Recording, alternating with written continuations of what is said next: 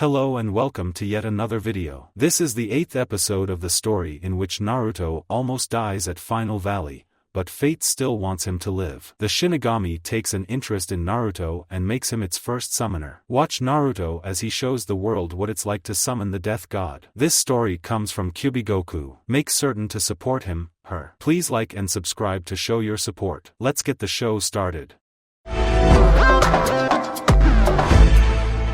Kakashi-sensei, you want me to do what? Naruto asked, trying to get over his shock of Kakashi's words. Tsunade narrowed her eyes and intertwined her fingers together at Kakashi's request. It wasn't surprising to the Godame Hokage that Heineken had been told by Naruto about his contract. It also wasn't something that the Hokage would want to make known to the council. Those power-hungry fools.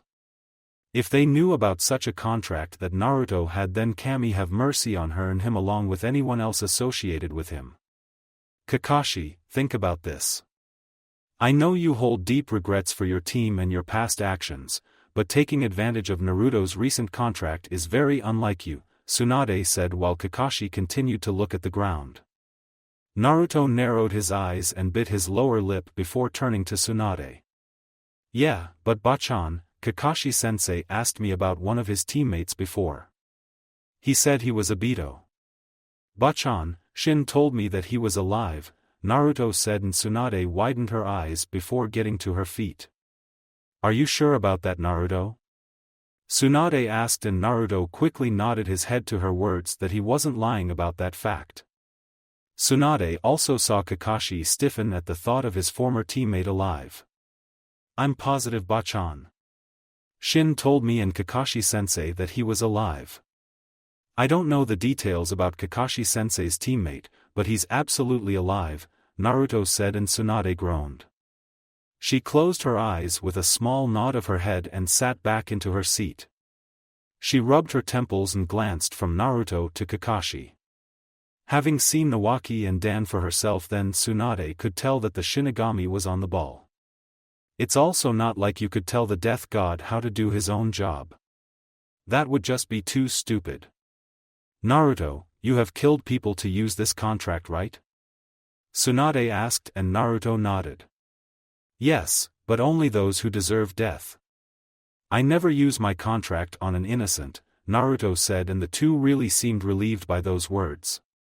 Tsunade then turned back to Kakashi and sighed. Very well. Naruto, you may use your contract, but first. We will confirm if Rin is actually alive.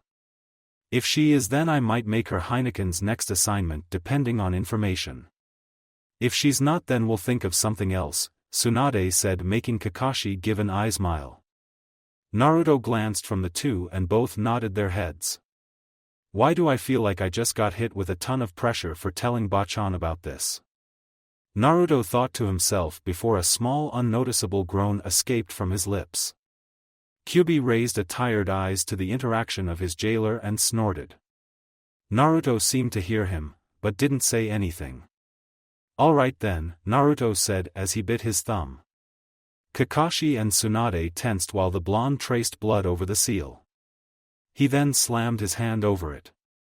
Kuchiyos no Jutsu, Naruto shouted, and the room was engulfed in the same light as before when Naruto showed Shin to Tsunade.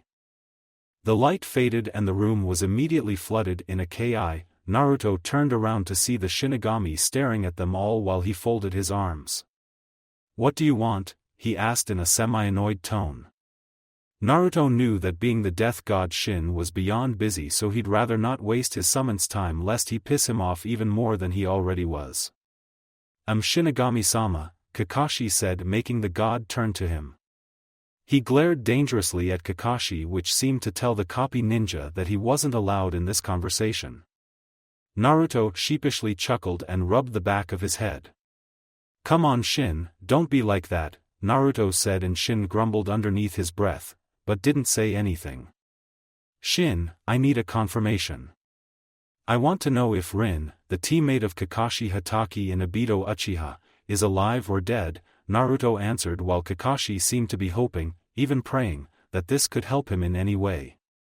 He had so much to make up for that, knowing Naruto held the contract, that he couldn't hold it back anymore. As you wish, Shin said before closing his eyes. Everyone, even the Umbu, gulped and didn't dare move an inch before a light shined through Shin's eyes. He seemed to be looking through the entire collection of souls that he had acquired, and before long he opened his eyes, then looking at his summoner. Rin Noara is dead. She is in my realm. Do you wish to revive her? Shin asked, and Kakashi widened his visible eye. Yes, he called out simply in instinct. It was understandable for someone to want to see someone they care about, but to Shin this was simply intolerable. Silence, human. I was speaking to my summoner. He is the only one that I will allow to make such a decision, Shin said, and Kakashi flinched before nodding his head to the god's words. Naruto turned back to Tsunade, and the Hokage narrowed her eyes. So she really is dead. No one really examined why she died, but Kakashi seems to want her back, Tsunade thought before getting to her feet. Naruto, say no. I don't want this getting around just yet, Tsunade said, and the blonde widened his eyes.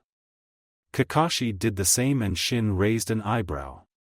But Hokage-sama dash, Kakashi stuttered, and Tsunade slammed the desk. Kakashi, consider the village. Naruto has already brought back Mikoto, Hinako, Kushina, and Hizashi. The village is all excited about the idea of missing people coming back. Some are even asking me to verify if this is all real and not some damn joke. I'm not saying we'll never revive her, Kakashi, but not right now. Do you understand? Tsunade asked, and Kakashi frowned. He merely nodded his head to her words and backed down. There you have it, Shin. Sorry for disturbing you from your work, Naruto said, and Shin nodded his head and was about to leave, but stopped, then turned to Naruto. That is fine, but now you must summon me later. We will now go over one more gift since you're becoming my complete summoner, Shin said, and Naruto nodded as he watched the death god leave. Naruto, Kakashi, you're both dismissed. Remain on standby for anything of late. Naruto, if all things go as planned, then you are to pick up your friend by nighttime. Remember, you are watching her, Tsunade said, and the blonde nodded before he shined out of sight, and so did Kakashi, who had some things to do. With Sasuke and Mikoto, the two Uchiha were currently in their compound putting on some normal clothing. Sasuke placed his sword near his bed and took off his Heineken signature shirt. He placed on a sleeveless black shirt and black jeans. He then walked down the stairs. Ka-san, I'm going out for a bit, Sasuke said, only to see Mikoto smiling while taking a sip of tea. Any place I should know about, Sasuke? She asked, smiling, and Sasuke shook his head while Mikoto smiled. She just stood to her feet and wrapped one arm around Sasuke's own arm. Then let me spend the day with you. We've hardly had any time to ourselves the whole time, Mikoto said, and Sasuke sighed. He wasn't doing anything special and would just enjoy a walk around the village. Sasuke's mother gave him a pleading look, and the Uchiha grumbled. Fine, let's go. Are you staying in that? He asked, staring at his mother's choice of attire, which simply consisted of a dark blue blouse going from her shoulders to her kneecaps. Mikoto looked over her body and shrugged her shoulders. Is something wrong with it? She asked, and Sasuke sighed with a simple groan. He didn't know if he was supposed to think that his mother was trying to tease him or simply piss him off, but something was happening. Yeah, sure, that's fine, Sasuke said, and the two Uchihas walked out of the door to some type of place before Sasuke stopped in the front of the gates. Ka-san, what do we do about Itachi? Sasuke asked, and Mikoto stiffened. She closed her eyes and turned to her second son. Sasuke, what were you going to do before meeting me? Mikoto asked, and Sasuke bit his lower lip. He balled his fists and closed his eyes. I was going to kill him. For everything that he put me through. Still, you told me that it wasn't his fault. I just need to know why, Sasuke said, and Mikoto lightly smiled while kissing Sasuke on his forehead, making the Uchiha stutter. Sasuke, you should know Itachi better than that. I don't want to see my sons fight. Don't worry, when we find Itachi then we'll think of something, but for right now you will take me on a lovely walk around the village, Mikoto said, and Sasuke raised an eyebrow before sighing. I swear this isn't going to be as simple as I want it, Sasuke said to himself before he and Mikoto continued their walk. With Naruto, the blonde sighed as he came up to his house in the woods. He could sense that his mother was already in the house, but he didn't know where specifically. Maybe he could have actually revived Kakashi's friend and he might be happy, but Naruto did know where Tsunade was coming from. On his run from the village, he had seen Hisashi talking with many shocked Jonin and Chunin, some of who were from his own squad, which were Izumo, Kotetsu, and Anko. Naruto had even seen Hayashi and Hinako smiling, in public. Yeah, this village was becoming weird and no one knew why except Naruto. I guess I can think about that for later, Naruto said, opening the door. Immediately he noticed that his arm was grabbed and he was pulled inside. Naruto barely had the time to react before he was slammed into the wall and a pair of lips crashed into his. The blonde gasped at a string of red hair before sighing blissfully in the kiss. He noticed the figure push their tongue into his mouth while they moaned constantly. Ka-chan, you're more into it than usual, Naruto said, and Kushina smiled with a nod of her head before parting. You don't like it? Let me guess, you'd prefer Fuka to me, Kushina said in mock hurt, and Naruto widened his eyes before grabbing his mother's waist and hoisting her in the air. Kushina yelped slightly while Naruto gently placed her on the couch. Jealous? He asked, and Kushina snorted. Not at all, she said while Naruto quickly climbed on top of her. He gently pushed his face to his mother's and Kushina gently caressed his cheek. You know I haven't paid you back for that last incident, Kushina said, and Naruto snickered as he brushed a bit of her red hair out of the way from her face. Don't act like you didn't enjoy it, he said to her, and Kushina chuckled while grabbing Naruto's head. Oh, I did, and you will enjoy this databane, she said, and before Naruto could wonder what she meant, Kushina raised her head and captured her sons into a fierce, hot kiss. The two moaned into each other's mouth while Kushina sucked on Naruto's lower lip. The blonde shuddered at his mother's assertiveness before he used his hand to push up the blouse she was wearing and massaged her lips. Kushina groaned and huffed for a bit while Naruto took in her scent. The sweet scent of rose petals. Ka-chan, I can't get enough of your taste, Naruto said, enjoying himself to the fullest while Kushina blushed. The two then parted and Kushina grinned while taking off the top of Naruto's Heineken shirt. She placed it on the floor and her hands wrapped around Naruto's broad back, easily taking in the wonderful feeling of his muscles. Meanwhile, Naruto rubbed her sides and maneuvered his hand towards his mother's bra strap and skillfully unhooked it. Kushina placed one of her hands over his and took her bra off, letting that fall to the floor also. Naruto smiled and took off his mother's blouse, revealing her pink and aroused nipples. Sochi, lick them. Just like you did before, Kushina said, and Naruto nodded while he captured one into his mouth. He swirled it around while his other hand twisted and turned his fingers to her soft spots. Kushina sighed in bliss as her son pleasured her. God, yes. Naruto, you're doing great. Just like that. More, Kushina shouted out. And Naruto took another hand and stripped his mother of her undergarments while taking off his pants. He could see Kushina's spot soaking with anticipation for his member while Kushina stood to her feet. Naruto leaned back to the couch and Kushina propped herself on top of him, placing him just towards the entrance of his mother's pussy. Ready to lose, Databane? Kushina asked slyly, and Naruto chuckled as he grabbed his mother's hips and before she could react, plunged inside her, making her gasp. Kushina brought her head back as Naruto ravaged her with his thick dick inside of her body. Ka-chan, you're so tight. Damn, I love you so much. You're the best woman a guy could ask for, Naruto said to her as he felt his mother tighten her muscles over his cock. Kushina groaned while she reached cloud 9. She didn't know such sex could be so good. Her son was so much bigger than his father.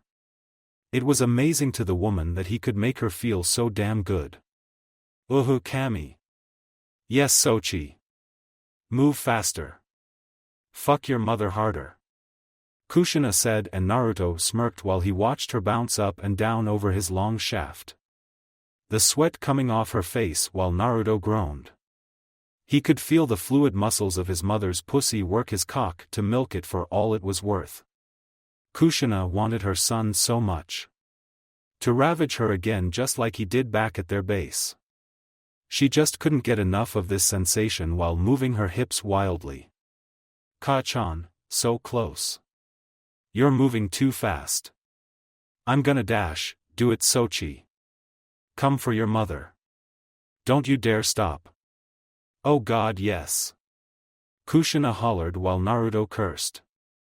He could feel his resolve weakening to his mother's powerful thrusting hips, but that all seemed to vanish. Knock, knock. Naruto and Kushina faltered while they heard a knock at the door. Kushina turned to see Naruto shadowing his eyes with his hair. He looked from his mother to the door, then back, and towards the door again. Ka-san or door, Ka-san or door, Ka-san or door, Naruto debated with himself while Kushina sighed. Whoever it was, they'd better pray that she didn't meet them for interrupting her quality time with her son. After all, mother-son bonding was very important, especially when you're an Uzumaki. Knock, knock, knock. Naruto groaned and got to his feet. Someone's gonna get so damn fucked up for this I swear.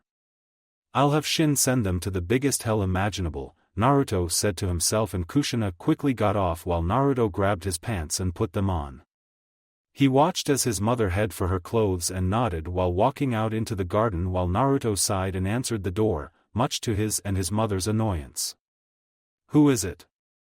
Naruto asked, and he immediately got a response.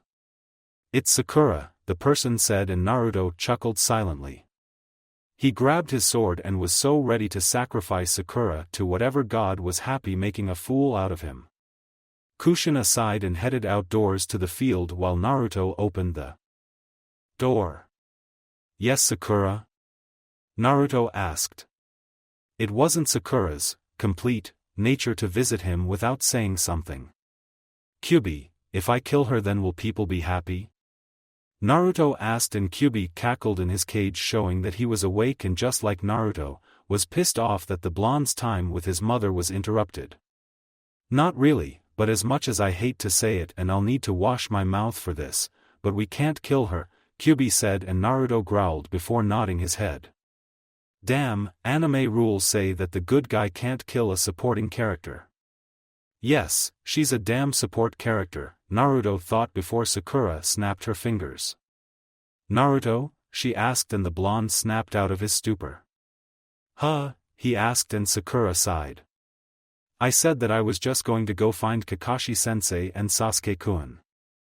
Maybe the three of us could train together or something, Sakura said, blushing like she was asking Naruto on a date. The blonde smiled lightly at her, but behind the door was his hand that was suffocating his sword with his grip. Must not kill. Naruto shouted in his mind before shaking his head to Sakura's statement. Sorry Sakura, but I've got to look over some things with my mother. I'll be out later, so don't worry about that, Naruto told her, and Sakura held her head down with a nod before leaving. Naruto sighed and closed the door. He turned around to see his mother gone and in the fields. He looked down only to see he was still hard. Go do it, Kit. Finish what you started, Kyubi insisted, and Naruto smirked as he came out into the field. Sorry about that, Ka-chan, what are you doing out here? Naruto asked, and Kushina shrugged her shoulder while Naruto pushed her to a tree. You know we're not done, right? He asked, and Kushina chuckled while flipping her hair. Out here, Sochi. You're so bold, Kushina responded, and Naruto nodded his head fast to her words before he quickly took off his pants again and, while grabbing Kushina's legs, pushed right back inside her pussy as he propped her legs on his shoulder. Naruto continued to thrust into his mother while Kushina moaned. She captured his lips back into a hot kiss while she felt her womb hit by her son. Oh, so close. Come Sochi. Come inside your mother. Do it you naughty boy, Kushina said, and Naruto quickly moved his pace to her thrusts as Kushina placed her legs down and wrapped them over her waist. She groaned and he grunted while feeling the other's climax. Naruto felt his dick tighten while Kushina moaned. Yes Sochi. Kushina yelled while Naruto groaned, sending his seed rushing into his mother's womb. They both sweated and dropped to the ground huffing while Kushina felt her hair fall over her face. Naruto snickered and laid in the grass while Kushina licked the top of his dick clean. Ka-chan, when you're done I want to talk with you. I finally figured something out, Naruto said, and Kushina raised an eyebrow before nodding her head and cleaning his male part clean. Later, the Kokonyugami? Kushina asked, and Naruto nodded his head as they sat in front of a lake. Naruto held a couple of rocks in his hands while tossing one. Think about it Ka-chan, when a rock is tossed into the water, what happens? Naruto asked, and Kushina looked to see the water move in ripples before stopping. It ripples, she said, and Naruto nodded his head. He then took out a book that was next to him and smiled. Exactly. The Kokonyugami is a technique that allows you and me to, in theory, rip ourselves from a piece of space. We can move where we want so long as the jutsu is active, Naruto said, and Kushina cocked her head to the side. Sochi, I'm afraid I don't understand, Kushina said, and Naruto sighed. He got to his feet and nodded his head. He asked his mother to follow him towards a tree and she did so. Both stood in front of a target and Naruto took out a kunai. Time and space Ka-chan, things that talk about the flow of the world and movement of matter. Take this kunai, Naruto said, and threw it towards the tree. Kushina watched it stick to the tree while Naruto smiled. That kunai flowed in the realm of time and space, so it moved there. What I want us to do is make a space of our own. Where if I throw this kunai, Naruto said as he added a slight turn to his wrist and sent it flying. Then the kunai will appear in a different place because of us, Naruto said, and Kushina seemed to understand, but Naruto took out one more and pointed it towards himself. Kushina watched his hand touch the kunai and move it from his face to the side. Like this. Time stops and so does matter. If something is in front of us then we can move out of the way or change its course by touching it. That is called the distortion field. See, all that time teaching me vocabulary worked out, Naruto told her, and Kushina nodded to his words. This idea thrilled her to say the least. Become the force that is able to move things while people remain oblivious, because you'd be much too fast or in a different space for it to be seen. You know that this sounds impossible, right?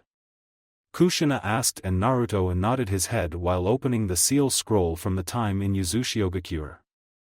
He opened the book and sat down while Kushina peered over his shoulder. This explains that chakra can be separated and then combined again using seals. If we place them on our wrists then we can imitate the ripples and it could work, Kushina said while Naruto nodded. Yeah, but how to do that I don't know. Well, let's just do what we can for right now, Naruto said, and Kushina agreed with him as they got to their feet. Too bad we'll have to leave it to the clones for right now. We can continue after we meet as a team, Kushina said, and Naruto definitely agreed with her as they went to Kakashi's old house. Back in Uzumaki, Yura tapped her finger on a table and sighed while seeing Yuri cook some lunch. Naruto and the others were gone a lot longer than they said they would be. She figured they would all be back by this time. Maybe he got sent on a mission or something, but Yura couldn't help worrying about the Uzumaki mail.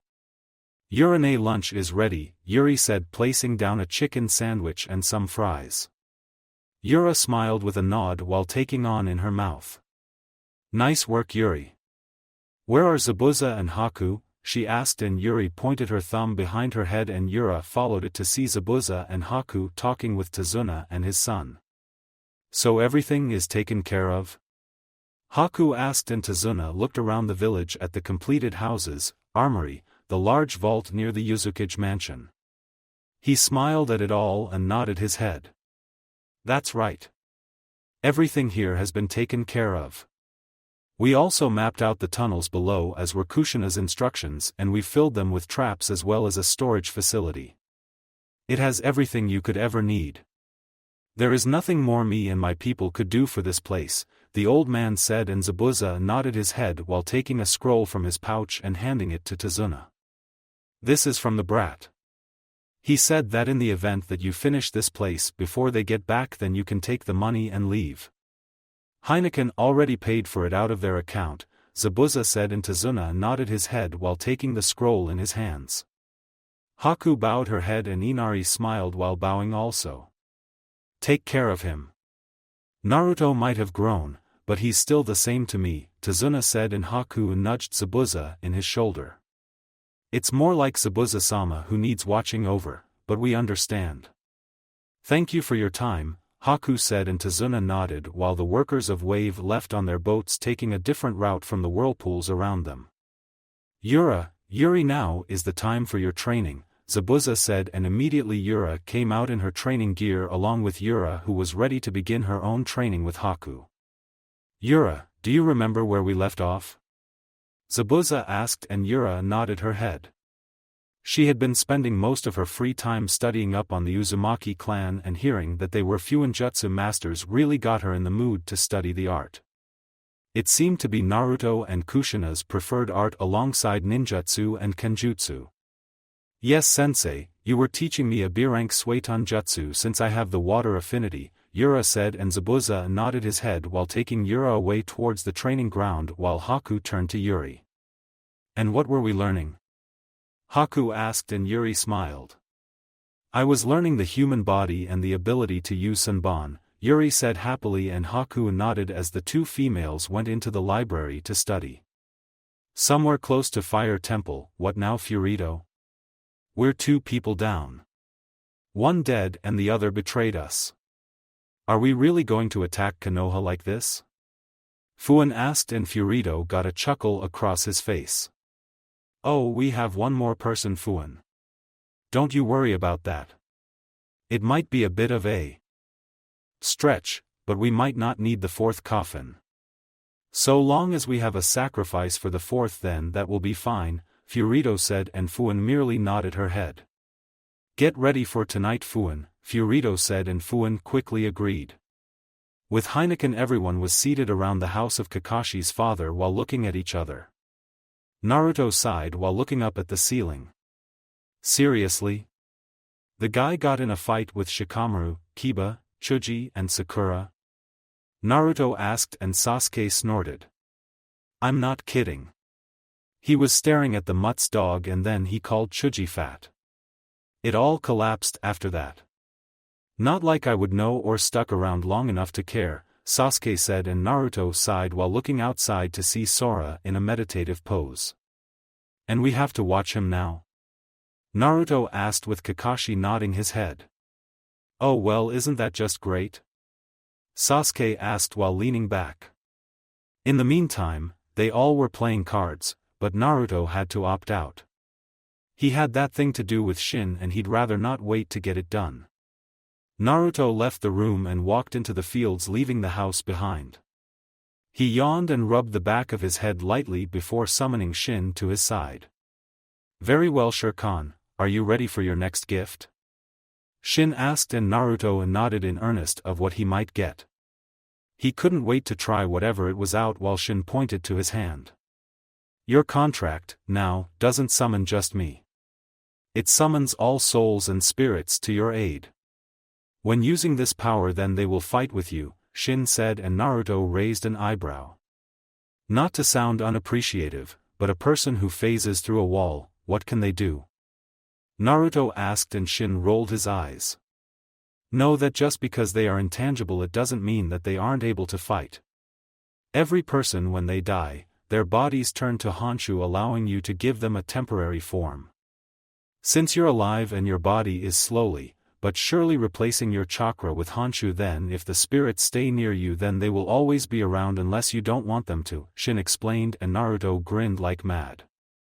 What's this technique called?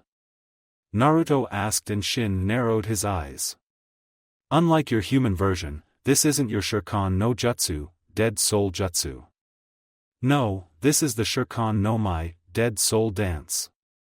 Be careful, as if you call too many spirits then they will try to overwhelm your body and take you for their own. Naturally I wouldn't let them, but it's still something to know. Give it a try, Shin said, and Naruto nodded his head. Shurkan no Mai, Naruto shouted, and immediately 3 souls appeared in front of him kneeling on their knees in respective poses. You called Shikin-sama? One of them asked, and Naruto raised an eyebrow. Yeah. Tell me your names, Naruto said, and the spirits nodded their heads. I'm Fujikaze, Shikin-sama. A former master swordsman from the land of iron, Fujikaze said while the other bowed. I'm Pakura. Shikin-sama. I'm from Sunagakure, the woman said, and Naruto watched as she growled that last name, making the blonde raise an eyebrow before he turned to the other one. You know me, Shikin-sama. You just met me. I'm Dan Kato, the other said, and Naruto nodded his head to the 3. He turned to them all and the blonde smiled. Tell me, Fujikaze, Pakura, Dan. Will you fight with me? Be my summons along with others? Naruto asked, and Dan grinned. Call me anytime, Shikin-sama. I will aid you in all that I do, Dan said, holding out his ghostly form while Naruto touched it. Immediately Dan was filled with the Honshu from Naruto. I shall serve you, Shikindano. Use me and my sword to your will, Fujikaze said, and Naruto did the same to him, filling him the Honshu. Yes sir. I'm Shikin-sama's follower. Use me as you see fit, Pakura said, and Naruto nodded his head, doing the last to her. He touched the 3 with his sword and they were all taken into his sword for whenever he needed them. Very good, but you must acquire at least 2 more. You can hold a limitless amount of summons in your sword, but like your clones you exert the energy to maintain them. Don't overdo it. Summon 2 more and you'll be ready, Shin said, and Naruto nodded his head before sighing. Shurkan no Mai, Naruto yelled, and immediately 2 people appeared in front of him. It seemed to Naruto that until he was sure of the number he wanted then they would stay that way. He only needed 2, so he called 2 to come. Yes, Shikin-sama? They asked, and Naruto narrowed his eyes. Tell me your names, Naruto said to them, and both bowed their heads. Naruto watched the other female give her warmest smile. Hello, Shikin-sama, my name is Yuna Uchiha. I hail from the Uchiha clan of Konohagakure, your village, Yuna said, and Naruto raised an eyebrow. Kyubi, I had no idea. I swear. Naruto shouted, and Kyubi snorted while rolling his eyes. I said revived. I don't care if she's some ghost or something. So long as she's see-through then you've got no problems with me. Though if she behaves herself then I might have a second opinion, Kyubi said while Naruto nodded his head. Yuna, will you fight with me as one of my summons? Naruto asked, and Yuna smiled with a nod of her head. Of course, Shikin-sama. I have been roaming the earth for 15 years. I wouldn't mind at all. I have a very high katana affinity if it helps, she said, and Naruto nodded his head, taking his sword and filled her with Honshu before she vanished into his sword. And you? Naruto asked to the person who was bowing. It seemed to be a custom to all the souls and spirits that if you obey the death god, then you show absolute respect to his summoner. There wasn't a soul who didn't understand this rule, literally. Yes, Shikin-sama, I am Kimimaro Kagaya. Naruto widened his eyes and pointed towards the person. Ah, you're one of Orochimaru's men who tried to steal Sasuke.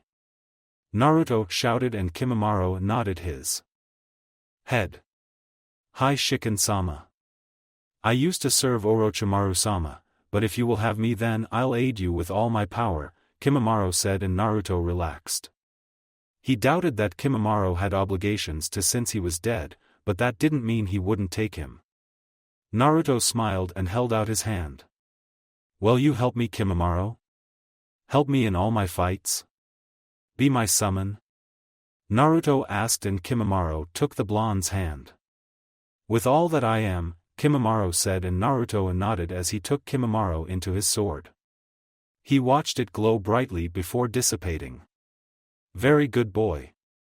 Remember that the weak-willed will never be able to control their summons. Treat them right and they will always follow you. This is my next gift to you. Use it wisely, Shin said before vanishing to resume his duty. Naruto grinned like mad before he held his sword in the air. Shurkan no Mai, the blonde yelled out, and 5 shots came from his sword. Kimimaro, Pakura, Yuna, Fujikaze, and Dan. All 5 kneeled before Naruto and the blonde grinned. Rise, you 5. No need to bow to me, Naruto said, and all stood to their feet. Everyone surrounded Naruto while the blonde folded his arms. I really have nothing for you right now, so you can dispel back into the sword. Though be on standby just in case. Something tells me that I'm going to need you 5 soon, Naruto said, and the 5 bowed. Hi Shikin-sama, they all said, and Naruto turned to the first one. Alright, first things is that I want to know you all and you all to know each other. Now then give me your name, abilities, likes, and dislikes, Naruto said, and allowed them to go. I'm Dan Kato, Shikin-sama. I was a Jonin-level shinobi for Konohagakure. I died during the Second Great Shinobi War. My abilities include mid-long range ninjutsu. I'm well adept in sealing and chakra transfers. I like protecting my village, saving others, and making sure peace reigns. I dislike those who disrupt peace and anyone who wishes for war just because they love it, Dan said, bowing, and Naruto nodded his head before turning to someone else. My name is Pakura, Shikin-sama. I was a Jonin-level shinobi for Sunagakure. I died due to the betrayal of my village in offering me to Kiri. My abilities include a high level for Katan Jutsu. I also wield the bloodline, Shikuten, Scorch Release. I preform mid-long range ninjutsu. I'm well adept at taijutsu. I like exploring the world, the moon, and Maki, one of my students. I dislike those who betray others. I also dislike those who look down on a kunoichi's honor, Pakura said, making the others murmur while Naruto went to the other. I'm Yuna Uchiha, Shikin-sama. I was a Chunin-level Uchiha under the Yondaime of Konohagakure. I died from a mission in IWA. My abilities include my Sharingan, my high level of Katan Jutsu and Doton Jutsu. I'm adept in all areas of taijutsu, ninjutsu, and genjutsu. I preform short mid-range attacks. I like eating different types of beef. I also like watching the moon at nighttime. I enjoyed walks around the village. I dislike those in my family who are arrogant. I also dislike our clan head, Fugaku, since he was a stuck-up prick. I only liked Mikoto-sama and her 2 sons Itachi and Sasuke. Yuna finished, and Naruto turned to Fujikaze. I'm Fujikaze, Shikendano. I wasn't allied to a village, only my country. Under Mifune-sama, I was a very powerful swordsman. I died after fighting with one of Kiri's swordsmen of the mist. My abilities include all those that I have acquired with my sword. I have a high level for Katan Jutsu, though I only use it in my Kenjutsu. I preform short-range attacks. I like playing Shugi, reading the rites of my master, and enjoying the soothing sounds of the zither in my free time. I like those who stand up for others. I love seeing the true finesse of Kenjutsu. I dislike anyone who disrespects the way of the Bushido, Fujikaze said, and Naruto nodded his head. Lastly, but not least, is you Kimimaro. Go ahead, Naruto said, and Kimimaro bowed. I'm Kimimaro Kagaya, Shikin-sama. I was allied to Orochimaru-sama and Otogakure, Kimimaro said, and Naruto noticed the looks on everyone's face since they narrowed their eyes. Hey, respect him and don't glare. He is not with Orochimaru anymore. He's no different from you or me. I make that clear? Naruto asked, and the others bowed to his words while apologizing and asking for Kimimaro to continue. I died from trying to achieve my goal of getting Uchiha Sasuke to Orochimaru, Kimimaro said, and Yuna widened her eyes, but Naruto told her not to say anything so she didn't. My abilities are those with my bloodline, the Shikatsu Myaku, dead bone pulse. I don't have a high affinity for anything. I preform short mid-range attacks. I like helping others achieve their goals. I dislike those who don't know why they live without a purpose, Kimimaro said, and mostly everyone was silent while Naruto clapped his hands. Alright then, all of you. Those were very good. We'll talk more later. Now I want you all to spend some time in here and talk, Naruto said, and he watched everyone warp into the sword before he was called. Hey Dobe, come on, we're leaving, Sasuke said, and Naruto turned around. Why? He asked, and Sasuke grumbled. Why? We're going to go and get your prisoner, or did you forget her already? Sasuke asked, and Naruto widened his eyes. He looked to see that the sun was already going down and walked off back to the house. Naruto could be seen walking by the others, and they all got to their feet as well. Sora glared at Naruto, but the blonde paid him no mind while he placed on his scarf. Naruto furled it around his neck and strapped his sword to his waist. We're going to go pick up Fuuka-chan, aren't we? Naruto asked, and everyone else nodded. We just received word from an Umbu and from Ibiki of the interrogation department. He said that Fuuka knows of the location to the other 3 tombs. We can still go get them if we hurry, Kushina said, and Naruto agreed as they raced out the door, but then something in Sora clicked. Like a bell it rang in his ears. Don't you want to know? What happened to your father? I'll tell you. Your father was killed. By the same man who smiles at you with a calm, cool expression. Asuma Sarutobi killed your father. He's the enemy. Make him suffer. Kill his leader. Kill Tsunade Senju, the voice called, and Sora gripped his head. He growled and his devil arm started to react before Sora growled. He leapt off somewhere while an ominous chuckling came into the air. With Heineken, Naruto and the rest of his Heineken team arrived in front of the interrogation department where Fuuka was waiting for them along with Anko. The redhead tapped her foot impatiently while Naruto waved.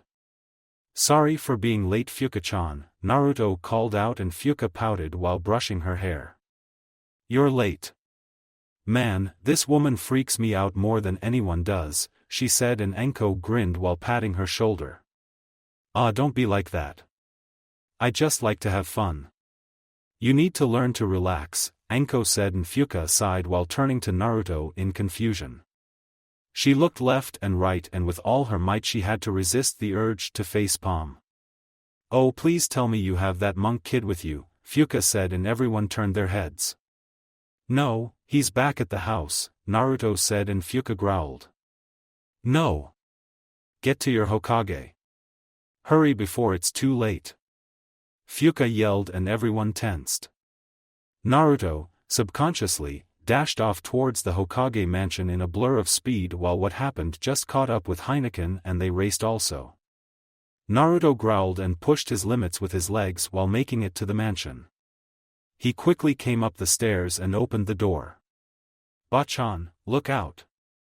Naruto yelled, surprising the Godame Hokage as Naruto jumped and pushed her out the way. Immediately a blast came from the window while Tsunade and Naruto covered their eyes.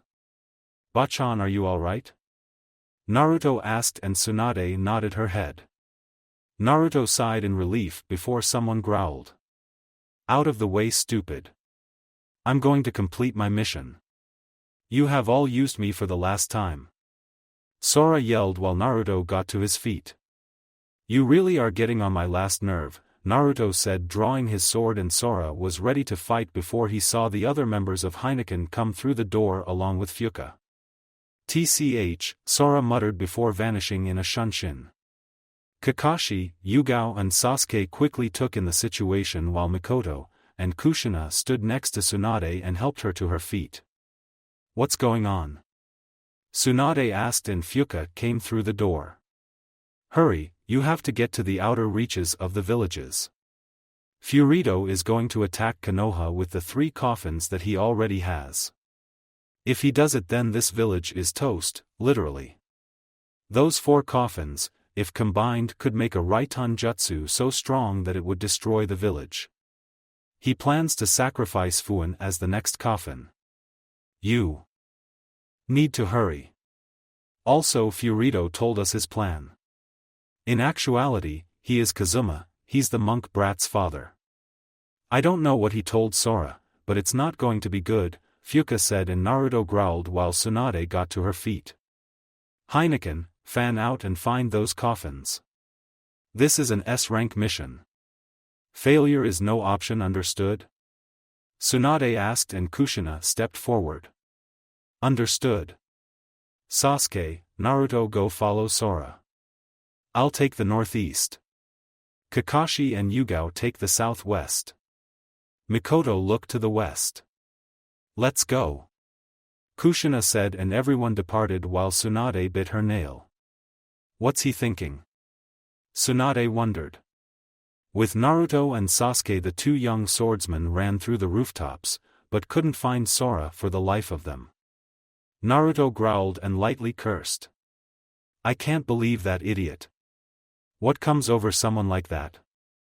Naruto asked, and Sasuke shrugged his shoulders, though Naruto was really expecting a response from him.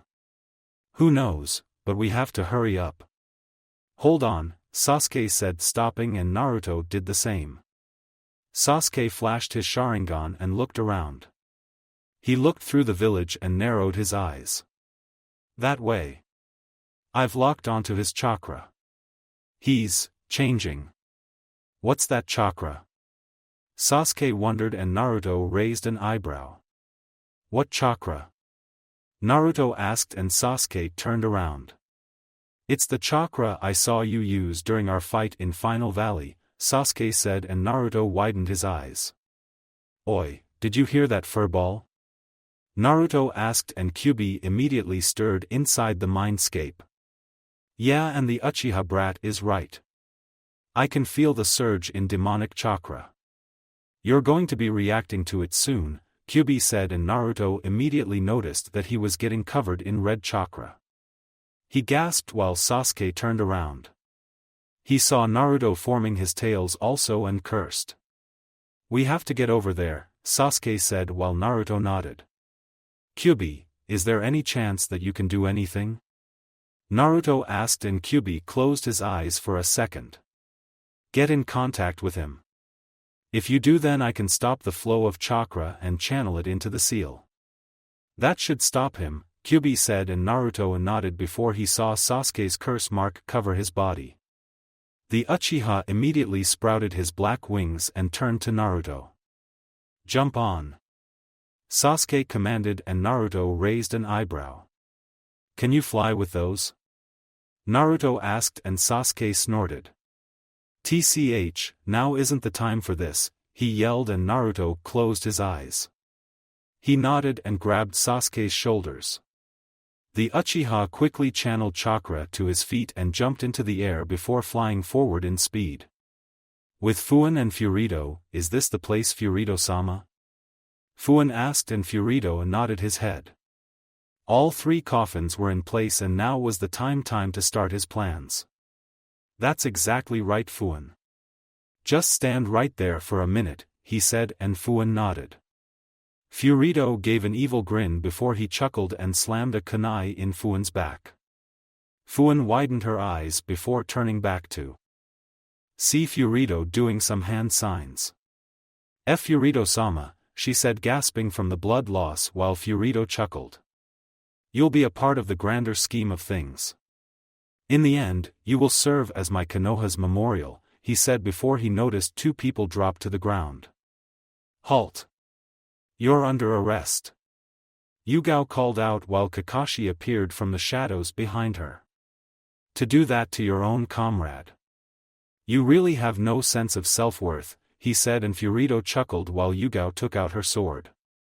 Surrender, she said, only to see Fuin's body light up in Raiton chakra. No thanks. I think I'll just watch this village die, Furito said while Kakashi and Yugao cursed their luck.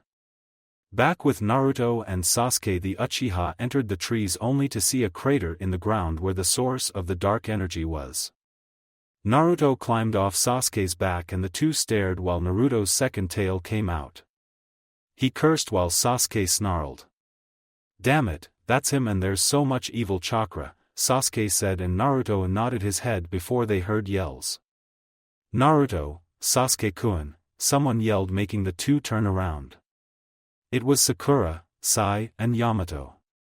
The two Heineken members showed only indifference to the three who arrived while Naruto turned around.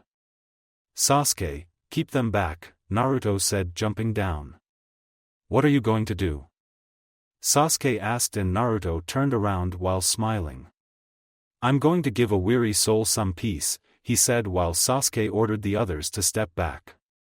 Sakura wanted to retort, but Yamato told her not to go against a superior officer's orders, which had Sakura wondering just what rank Sasuke held at the moment.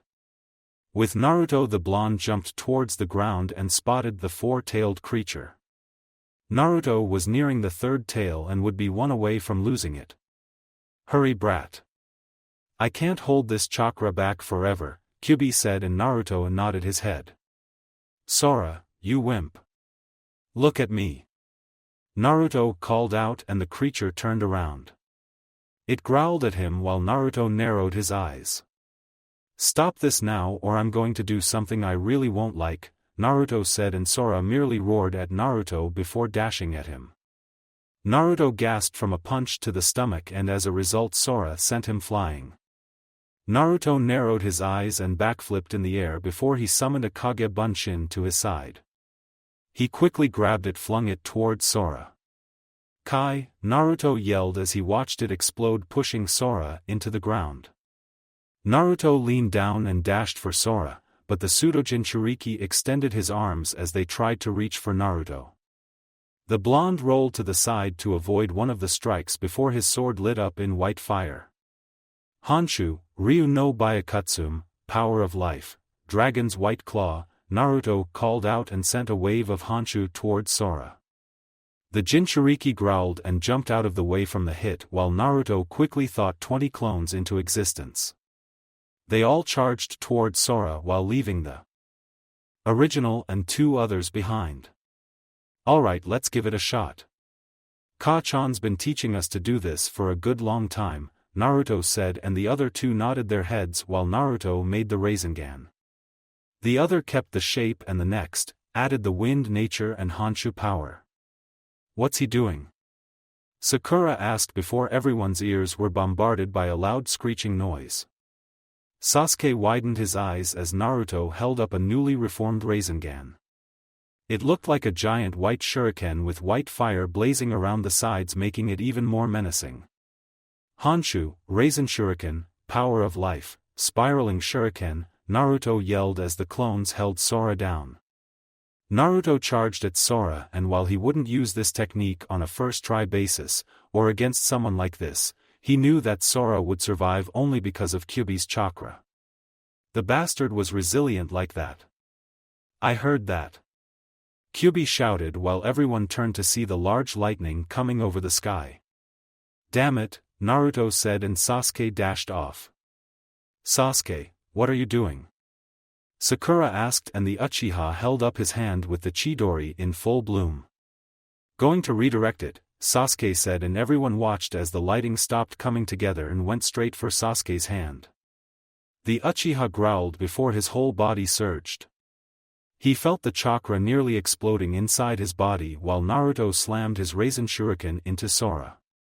Everyone gasped at the explosion while Naruto covered his eyes. Sora bounced across the plains while Naruto closed his eyes. "I don't know if this will work, but it'd better," Naruto said as he focused his chakra and Honshu together. Immediately everyone watched as chains grabbed Sora's arms and legs. Naruto raised the Jinchuriki into the air while Sora roared at him. Naruto grinned and smiled. His mother had been telling him about her ability of chakra chains, and needless to say, but Naruto was really adamant about learning it himself. Unfortunately, Kushina said that her chakra was special and didn't know if it would work, but that didn't stop her from trying, and those results paid off with a pseudo-Jinchuriki Sora in mid-air with chains on both his arm and his legs along with the four tails. Growar, Sora shouted out while thrashing around violently, but thankfully Naruto's chains kept him in place. He wasn't going anywhere, and that made the blonde all the more happier, but he still had to be cautious and work before Sora opened his mouth. Naruto had used the Bijadama on his 2-year training trip under Kushina and Jiraiya, and he knew just how dangerous it could be, which was why he wasn't going to waste any time anymore. "Looks like it worked," Naruto said, walking up to Sora. He quickly touched Sora's chest and smiled. "Go for it, Kyuubi," Naruto said, and Kyuubi quickly got to work controlling the Yuki from Sora's body into the seal. Naruto watched as Sora started to return to normal. His face was coming back, and so was the rest of his body. Sora dropped to the ground and fainted while Naruto groaned. "Idiot, making me use such a technique on you," Naruto said before turning around. Sasuke was still holding the technique with all his strength to keep those lightning shot from connecting. "Sasuke-kun, hang on," Sakura said, and the Uchiha growled. With Kakashi and Yugao, the two shinobi dashed at Furito, but watched as he disappeared in a blur of speed. Yugao jumped over Kakashi's shoulder and into the air. She went after Furito for his crimes, but only met a kick to her face that sent her through the trees. "Kakashi-senpai, go!" Yugao called, and Furito watched as Kakashi pointed his sword at him.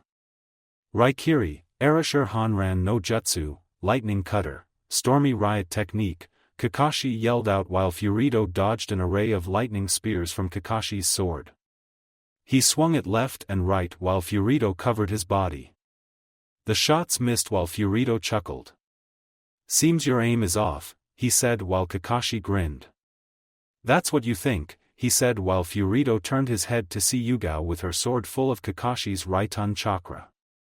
"Mikazuki no Mai, Rai no Arashur, Dance of the Crescent Moon, Lightning Storm," Yugao yelled as she clashed with Kazuma. The lightning flared while Yugao widened her eyes. Kazuma chuckled while knocking her back.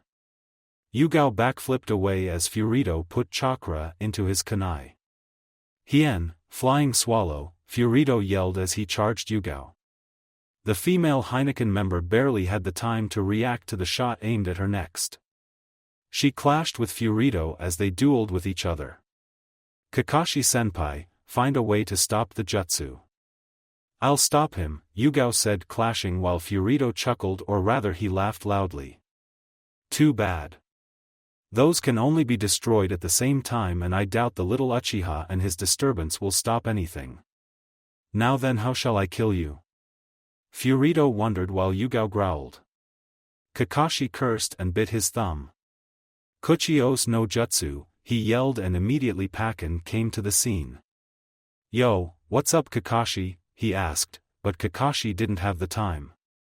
"I need you to inform Naruto about this. He's the second fastest out of all of us, so he should know what to do," Kakashi said, and Pakken nodded his head while vanishing.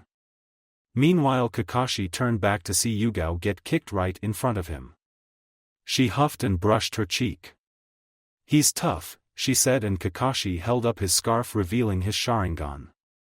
"Then we'll just have to soften him up," Kakashi said while Yugao smiled. With Mikoto, the Uchiha matriarch looked at the lightning coffin and sighed.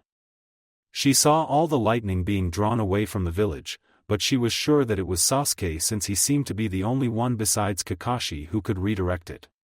She would have to destroy the coffin. Mikoto raised her sword before someone called out.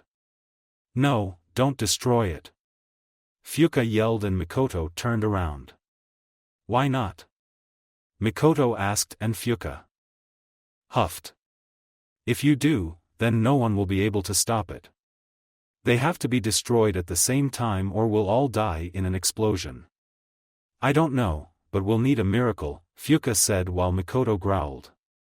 With Naruto and Sasuke, the Uchiha dropped to one knee and was getting tired. Naruto growled before a poof came next to him. The blonde turned to see Pakken next to him. "Kid," Kakashi told me to tell you that the coffins can only be destroyed at the same time. That Furito guy also used a substitute for one of the coffins. If you stop it at the same time then the jutsu will stop, Pakken said, and Naruto raised an eyebrow. Why would Kakashi-sensei tell me this? Naruto asked, and Pakken sighed. He said that you were the fastest and would find some way to do this, Pakken said before vanishing out of sight. Naruto cursed and looked at the unconscious Sora. He then widened his eyes and grinned while heading up to Sasuke. How long can you hold it? Naruto asked, and Sasuke turned to see the blonde's grin and grinned as well. He seemed to be struggling, but snorted. Just hurry the hell up, loser, Sasuke said, and Naruto nodded, taking out his sword. Kuchios, Shurkan no Mai, summoning, dead soul dance, Naruto yelled, and immediately Pakura, Dan, Fujikase, and Yuna came out from his sword. Yamato, Sai, and Sakura widened their eyes to the new people who came out while they bowed. Yes, Shikin-sama, they asked, and Naruto pointed in 4 different directions. I need you all to destroy 4 coffins in those directions. They must be taken out at the same time. Understood? Naruto asked, and the 4 nodded their heads. Pakura, Dan, Fujikase, and Yuna all floated into the air and dashed off while Sasuke turned around. What did you dash? He stopped only when he saw Naruto's grin. With Kushina, the Uzumaki woman groaned while looking at the coffin. It was right in front of her, but this jutsu was complex. No one was with her, so she couldn't tell them to destroy the coffins at the same time. She could only notice that Sasuke might have been channeling the chakra to stall for time to keep them from meeting. Man, what can I do, Databane? Kushina wondered before someone dropped to the ground. She tensed and turned around only to see a man in a kimono with a sword strapped to his waist. Please stand aside, he said, and Kushina narrowed her eyes, but did so. With Mikoto, Sasuke's mother groaned while trying to decide what to do before there was a slam to the ground. Mikoto looked up to see a 17-year-old teenage girl coming up to her with a smile. Hello, Mikoto-sama. Would you be so kind as to move over? Yuna asked while Mikoto widened her eyes. With Kakashi and Yugao barf, Kazuma yelled while Kakashi kicked him away from the sacrificed female grave robber. The former Jonin and former Umbu smirked while Kazuma growled at them both. Soon everyone saw a slam to the ground. Kakashi and Yugao widened their eyes simply because they saw Dan smiling at them both like he did when they were young. Excuse me, Kakashi, Yugao. I need to go get that woman over there, Dan said while Furito widened his eyes. Yugao and Kakashi stared at Dan, then back to each other in confusion before Kakashi gave an eye smile. Yugao did the same and sighed. As expected of one with the Shinigami contract, they thought together. With Naruto and Pakura, is this it, Shikin-sama? Pakura asked, and Naruto nodded his head. Pakura stared at the long coffin and made 3 fireballs float around her. Everyone ready? Naruto asked mentally while Pakura, Fujikase, Yuna, and Dan nodded. Hi, Shikin-sama, they said as Yuna did the tiger seal. Fujikase readied his sword, Dan took out a kunai, and Pakura unleashed her fireballs. Good. 3, 2, 1, now. Naruto shouted and everyone attacked. Katan, Goryuka no Jutsu, fire release, Great Dragon Fire Technique, Yuna shouted, unleashing her fire on her coffin. Erashur no Mai, Kuro Chinmaku, Storm Dance, Dark Silence, Fujikase yelled, unleashing his sword on his coffin.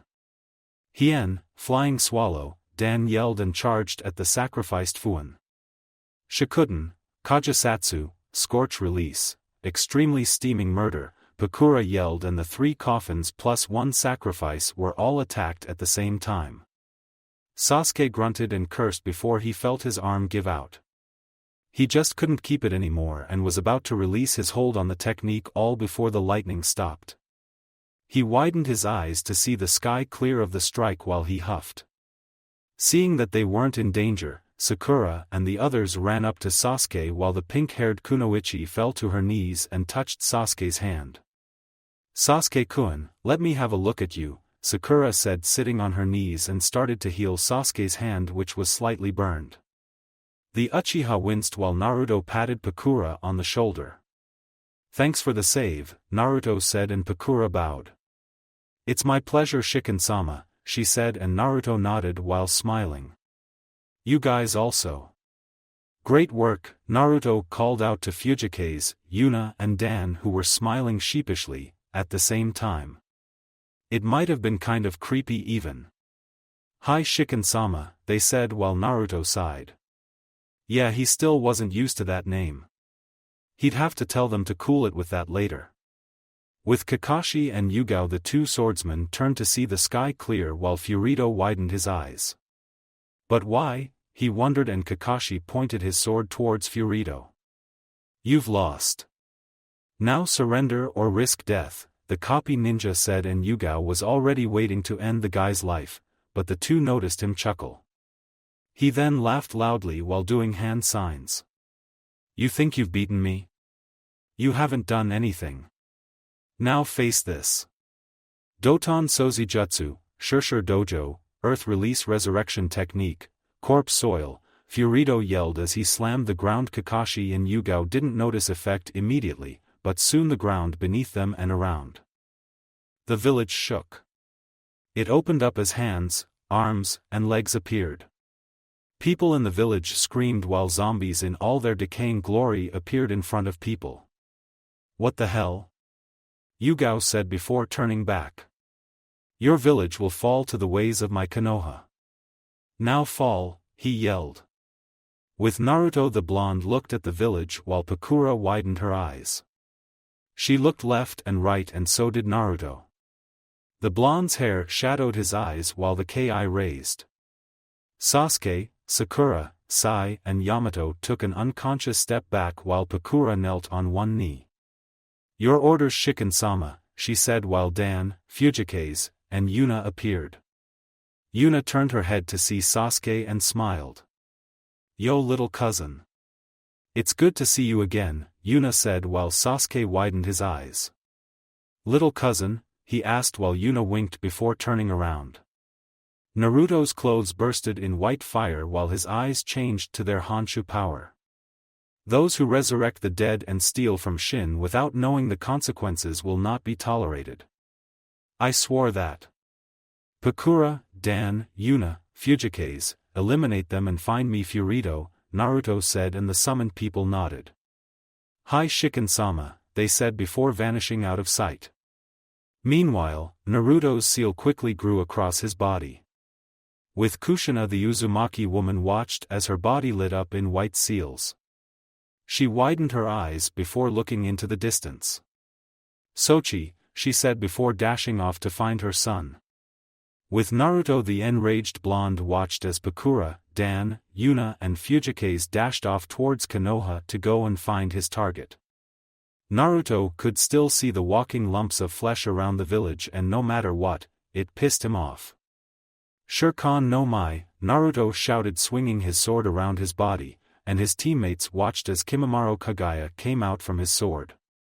The bone user bowed to Naruto before feeling the massive Honshu exuding from Naruto's body. "Kimimaro, I have told everyone else their mission.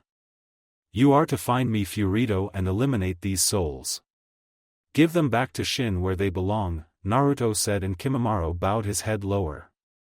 Sasuke widened his eyes to seeing Kimimaro obey Naruto like the blonde was Kami itself. He couldn't help but shudder at it.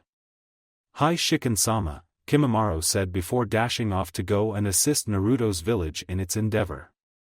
"Naruto, what are you?" Sakura asked, making the blonde turn around. It was then that Sasuke, Sai, Yamato, and Sakura saw the beautiful silver pupils that Naruto held while his clothes still bursted in the white fire. "If you have the time to worry about me, then you should be containing Sora in case he tries something else." "Sasuke, let's go and assist the village," Naruto said, and Sasuke felt like he could only nod and go along with Naruto without a word. The Uzumaki and Uchihairs dashed off for the village, leaving Team Yamato in the plains. With Kakashi and Yugao, what have you done?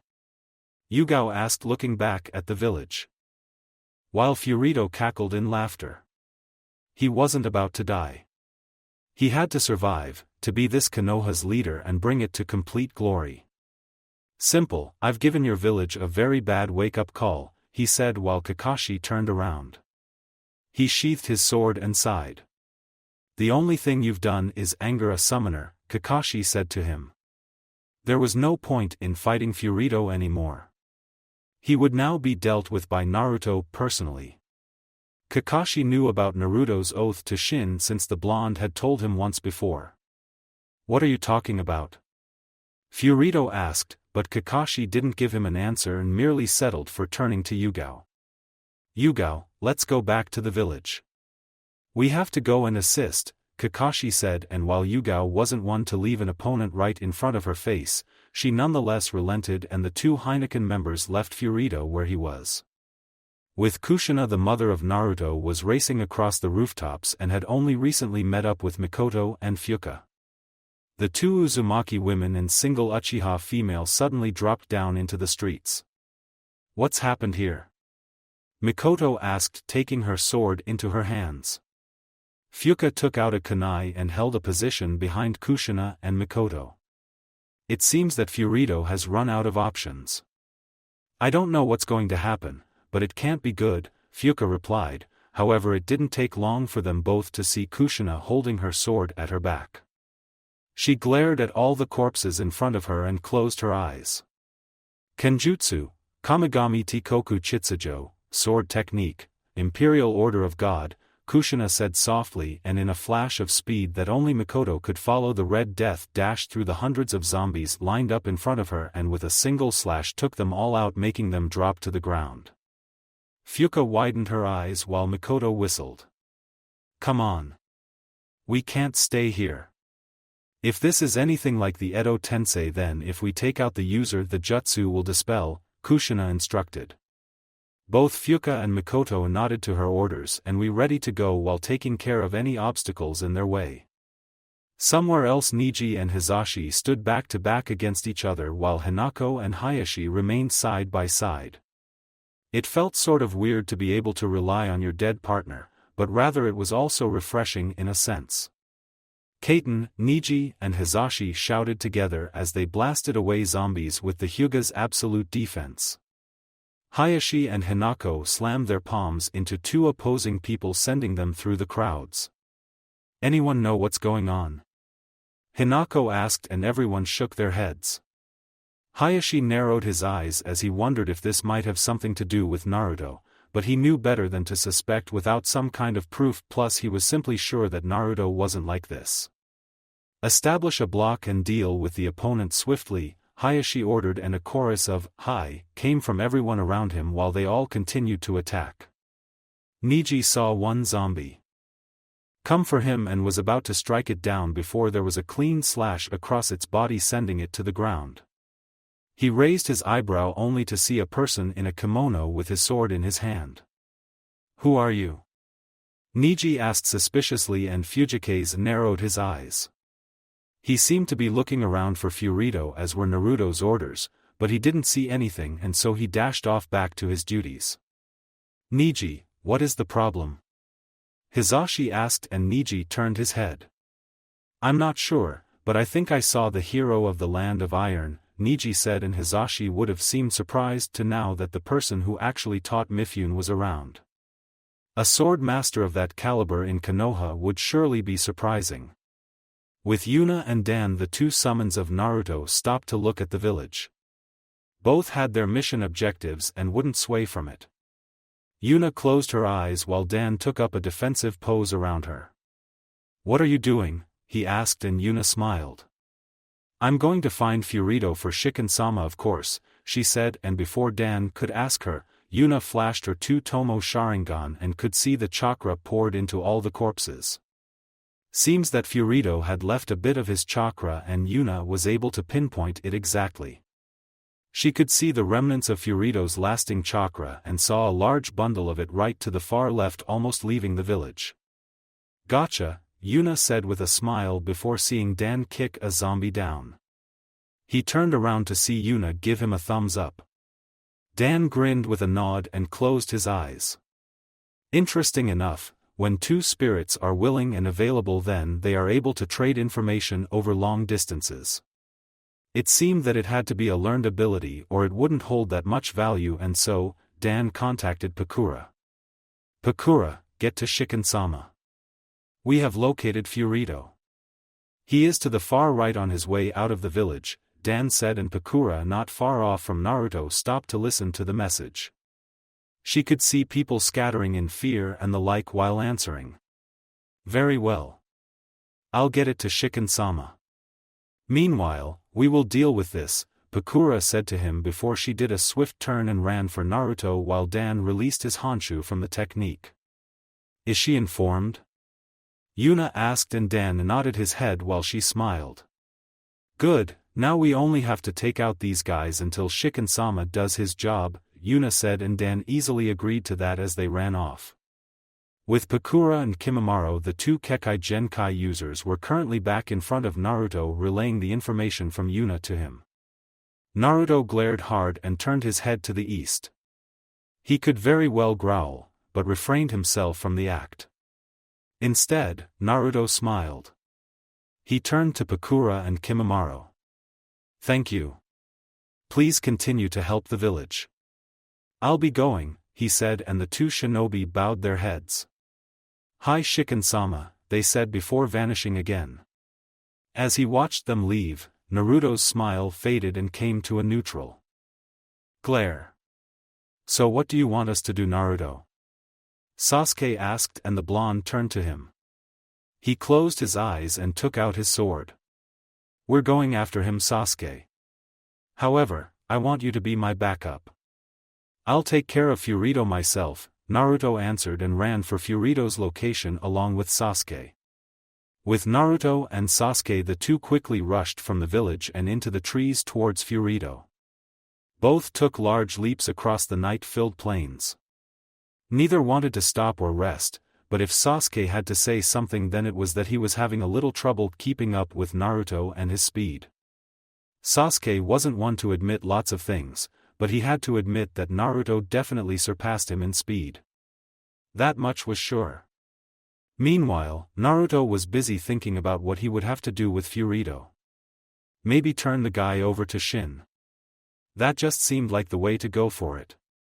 He couldn't let him get away. Not after disrespecting Shin the way he did. So Naruto and Sasuke disappeared into the night while the rest of Heineken dealt with the invasion. With Kushina felt Naruto's chakra getting further and further from the village.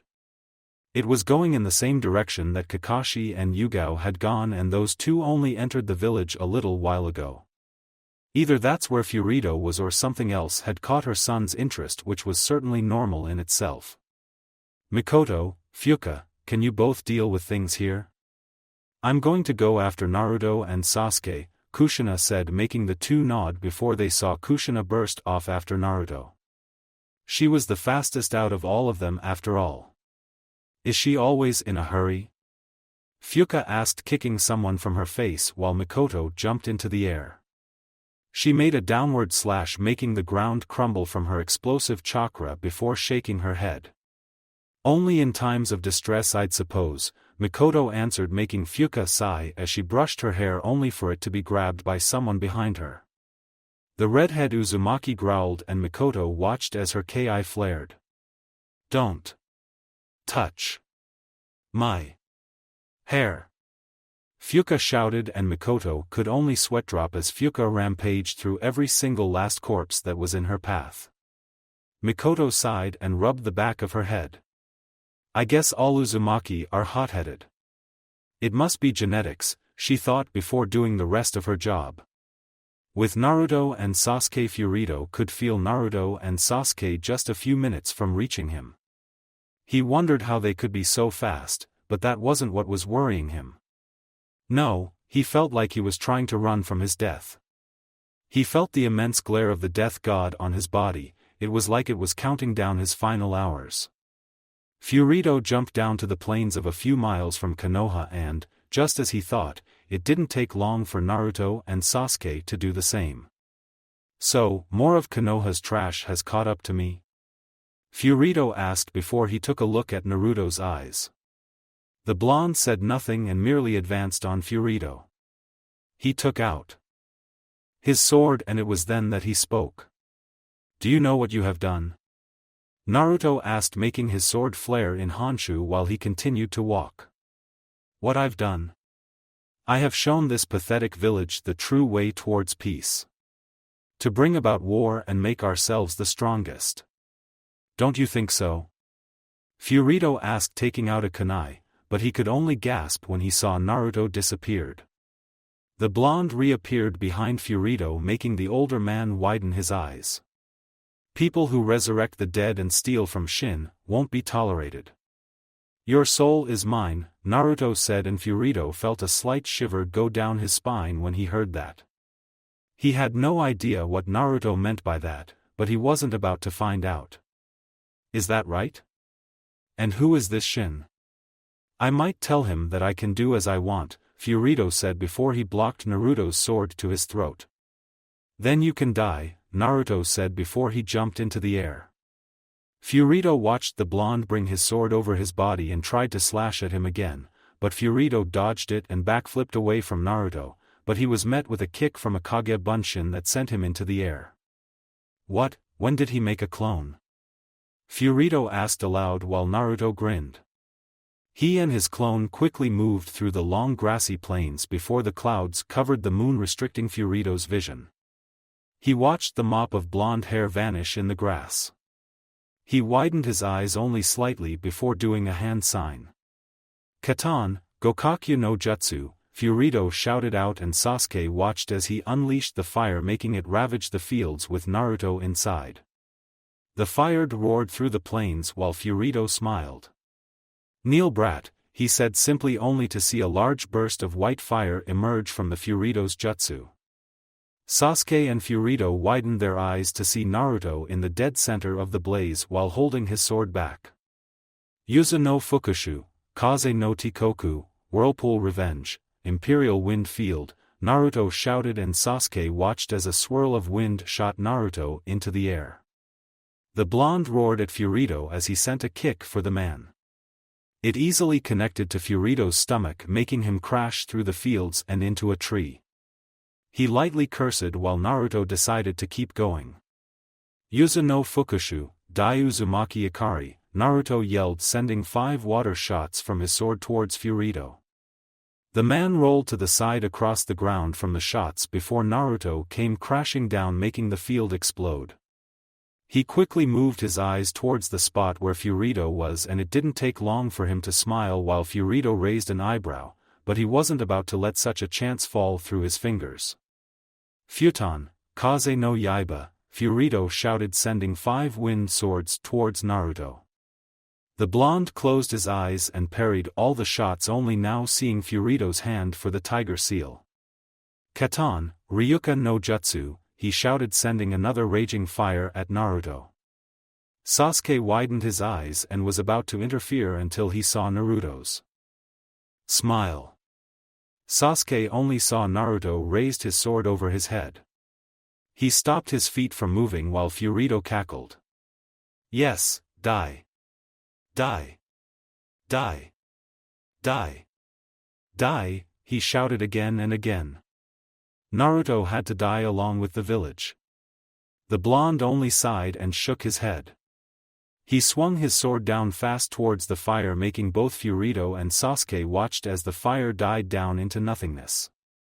Furito widened his eyes in fear while Sasuke felt like he just woke up from a dream. Everything dies at some point. I just sped up the process, and like everything else.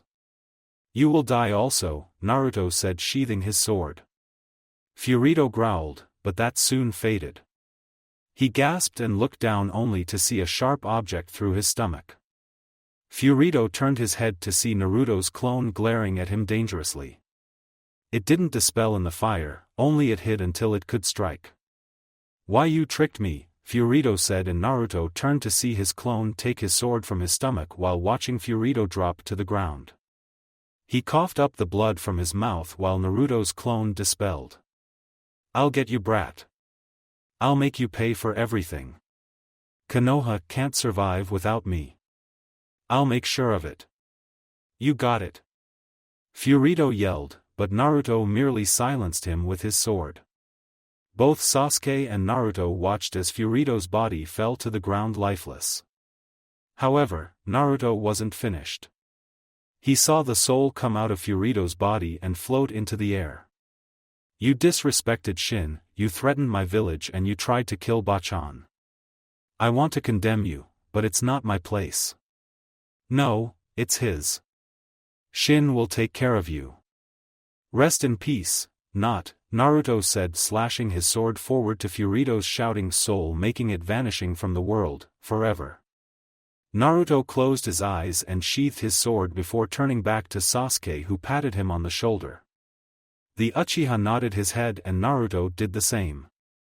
This was the scene that Kushina arrived to, seeing Furito's body over Naruto's shoulder with his seals not glowing anymore, and Kushina's seals stopped as well.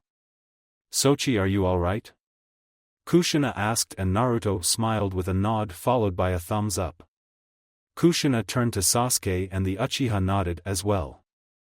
The redhead Uzumaki sighed in relief before giving a nod of her own. With the others, Kakashi, Yugao, Mikoto, and Fuka were all still taking care of the zombies around the village. They all hoped that Naruto would hurry and do his job because it was becoming quite a pain. "Kakashi-senpai, I don't think we can consider this a minor issue." Onamo dash. Before Yugao finished, everyone watched as the zombies groaned before vanishing into dust of the earth. They all blinked and Fuka sighed with a smile. "It seems that he took care of it just in time.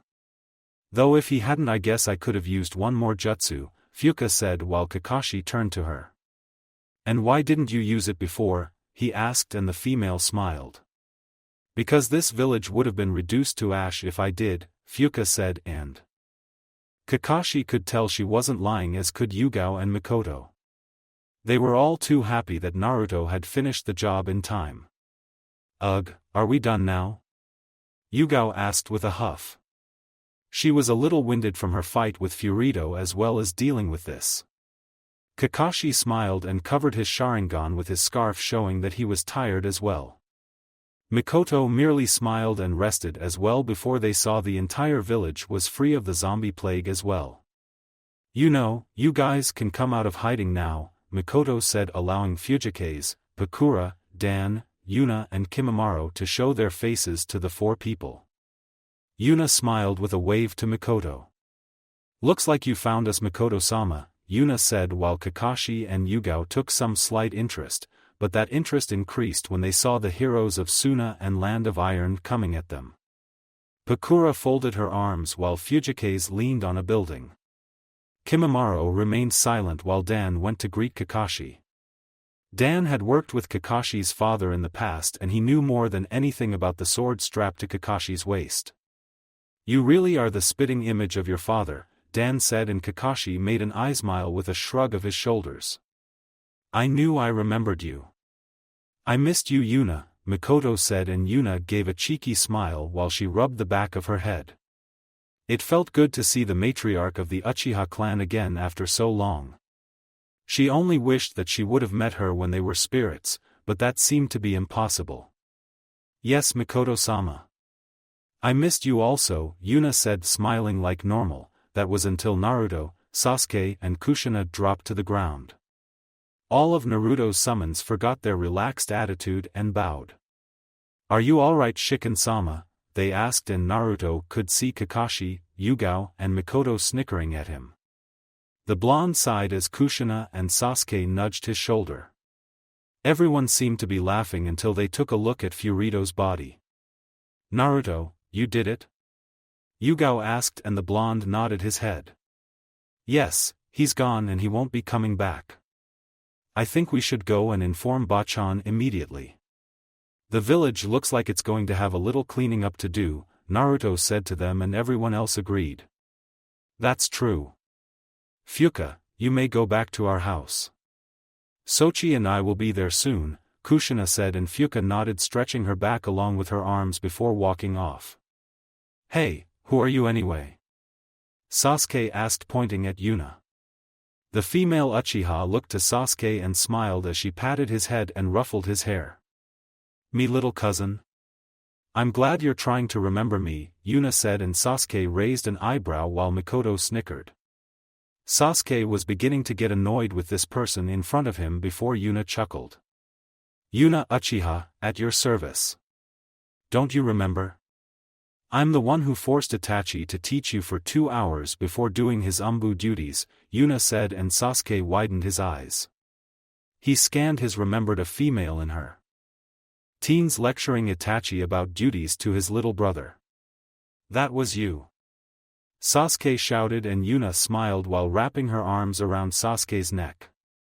Cousin, you've gotten so big. He, so tell me. Do you have a girlfriend? Yuna asked, and Sasuke snorted. No, he answered while Yuna pouted.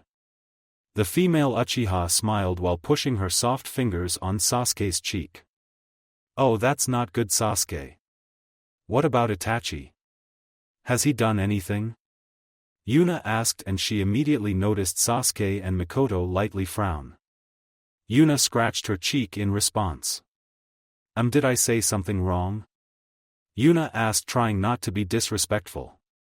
It was then that Kakashi and Naruto whispered in her ears about Itachi and the truth behind everything, since Mikoto had told them as well. It was the only time that Yugao might have been disappointed in herself for doubting one of her captains and his integrity. Oh, I see. I had died before that time, so I wasn't aware of it. So we planned to overthrow Konoha. So Itachi protected the village from us. That is hard to swallow, Yuna said, and everyone else nodded their heads to her words before Naruto closed his eyes. Kyubi, you know what I want, Naruto said, and the fox demon groaned. He was about to pull all the fire off his face for what Naruto wanted. He grumbled and grumbled while Naruto waited. Do whatever the hell you want. Just don't blame me for anything later, Kyubi said, and Naruto nodded his head. Fujikaze, Dan, Kimimaro, Pakura, come on, Naruto said, and the 4 spirits bowed their heads before vanishing into Naruto's sword. Yuna sighed and was ready to leave as well, but Naruto stopped her. You weren't my partner for long, but I think you are a great person. I can keep you as summon, but you don't deserve to be kept in my sword, Naruto said before he struck his sword through a surprised Yuna. Sasuke and Mikoto were about to say something before the light appeared all around Yuna as Naruto withdrew his sword. He smiled and Yuna gasped. She quickly felt her body and all her limbs, then she moved her hand to her chest, her heart was beating. Yuna smiled and turned to Naruto. Thank you, Shikin-sama. I'm eternally gratefully. I don't deserve this, Yuna said, and Naruto shook his head before patting her shoulder. Don't sweat it. I just like to make people happy, Naruto said, and Yuna felt tears go down her face before jumping into Sasuke. I'm fully alive, Sasuke. Can you believe it? Yuna asked out loud while Mikoto smiled. She turned to Naruto and mouthed thank you to him. The blonde waved it off while Kakashi and Yugao smiled. Can't breathe. Sasuke cried out while Yuna scratched her cheek lightly, leaving others to chuckle. Come on, Kyubi. You know this was right, Naruto said, and the fox demon snorted a response, but he could deal with it. It was truth that Kyubi hated the Uchihas with a passion, but something about second chances and that fluffy shit was rubbing off on him from Naruto. I'm going back to sleep. Don't wake me up, Kyubi said before cutting the connection. Naruto snickered and sighed. Yeah, it would be a while before Kyubi spoke to him again. He then picked up Furito's body and smiled. Well, let's go, Naruto said, and everyone nodded as they walked off while civilians were being ordered back into their homes. Unknown location. Danzo sighed as he sipped some tea. He was waiting on the state of affairs dealing with Konoha. He knew about Furito and his little plan and knew from the get-go that it would fail, but that seemed to serve the purpose of getting Tsunade off his trail for the moment. That would help further the rest of his plans. Danzo-sama, I have news. It is as you expected. Furito-san's plan has fallen and he was killed by Naruto Uzumaki, Arut said, and Danzo didn't seem the least bit surprised by it all. Maybe except for the fact that the Kyubi Jinchuriki ended him. He half expected Kushina to do it or something like that, but that didn't take priority at the moment. It's to be expected. Has any contact been made with Akatsuki? Danzo asked, and the Root shook his head. No sir, we are still searching, but we will find them for you, he said before leaving while Danzo closed his eyes, letting it all pass over him, the silent peace that is. 1 week later, the Heineken team along with Yuna and Fuka were all in the Hokage's office. Tsunade had sighed when she figured out that Naruto had brought back another Uchiha. She told him about what she, Kakashi and him talk about that week ago, and Naruto told her that he wasn't fully planning on having Yuna stay around since he would have wanted her to be in Uzushiogakure as well along with Fuka. Technically, Uzushiogakure was Konoha's territory since they were the previous allies to Konoha. And what makes you think that I will allow this? Tsunade asked, and Naruto shrugged his shoulders. Yuna might be alive, but she is still one of my summons because of the mark on her. She's not a Konoha shinobi, but a summon of mine. I don't think summons hold allegiance, but to their summoners, Naruto said, and Tsunade cursed under her breath that was a point.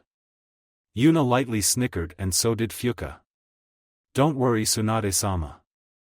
I trust Yuna. She is one talented Uchiha, Mikoto said, and Tsunade nodded her head. She sighed lightly and rubbed her temples. Since last week, everyone had been trying to get on with their semi-normal lives, which wasn't that hard. Tsunade had paid Heineken for the A-S rank mission that they had and added it to their accounts. So what are you going to do now? Tsunade asked, and everyone glanced at each other. We're going to rest for a bit before doing some more business. Is that how we work? Mikoto asked, and Tsunade snorted. Yeah, sure. Oh Sasuke, you are off probation. You may go where you like, Tsunade said, and the Uchiha grinned with a nod while Yuna wondered what that meant. She wondered if Sasuke did something that she didn't know about. Yuna glanced at Sasuke, and the Uchiha could tell that she wanted an explanation, but why he wasn't sure. Very well then. Heineken, you are dismissed. Oh, and Naruto, once you go back to Uzushiogakure, you are allowed to revive Rin Noara, Tsunade said, looking out the window. She didn't have to turn around to see Kakashi's face in pure happiness than he had shown in a long time. Naruto smiled with a nod of his head before everyone filed out of the room. So, Uzushiogakure, I can't wait to see it, Yuna said while everyone sweat dropped, mainly Sasuke. That's nice, but would you mind letting go of my arm now? He asked, and Yuna chuckled. Nah, little cousin. We just got together. Don't push me away like that, Yuna said, and Sasuke snorted. Whatever, he muttered while Yuna nodded her head to his words. So can we go now? Naruto asked, and Kushina nodded her head. Yes, we can, but I'd still like us to plan our next activity, Kushina said, and everyone stopped walking in the streets to face each other. If I can ask for this, Sasuke started and Naruto finished. You want us to start looking for Itachi, is that right? Naruto asked, and Sasuke nodded his head fast to Naruto's words. Mikoto and Yuna stiffened, but quickly grew very seriously. Kushina and the others could feel the intensity in the air from them, but Sasuke paused. There is that, but I also must do something, Sasuke said, and everyone glanced at him. There are a few people that I would like to take. I have nothing against this team, but I know them from Orochimaru personally, Sasuke said, and Kakashi glared. Yugao wasn't so hot on the idea, and in truth, neither was Naruto along with Kushina. Sasuke, you know how people feel about Orochimaru and what he does, Mikoto said, and Sasuke nodded his head. Of course he knew. He spent 2 whole years with the guy. He probably knew more than they did at the moment. Yes, I know, but if I'm right and he hasn't changed how he does things, then I know where he is right now, and if I'm right then I could even take him out, Sasuke said, and if that surprised anyone then it would have to everyone. Sasuke, are you sure? Yuna asked, and Sasuke nodded quickly with a fierce look of determination in his eyes. Very well, Sasuke, but Naruto goes with you. It's not a matter of trust, rather it's a matter of worry. I just feel better if you have someone with you, Mikoto said with a smile.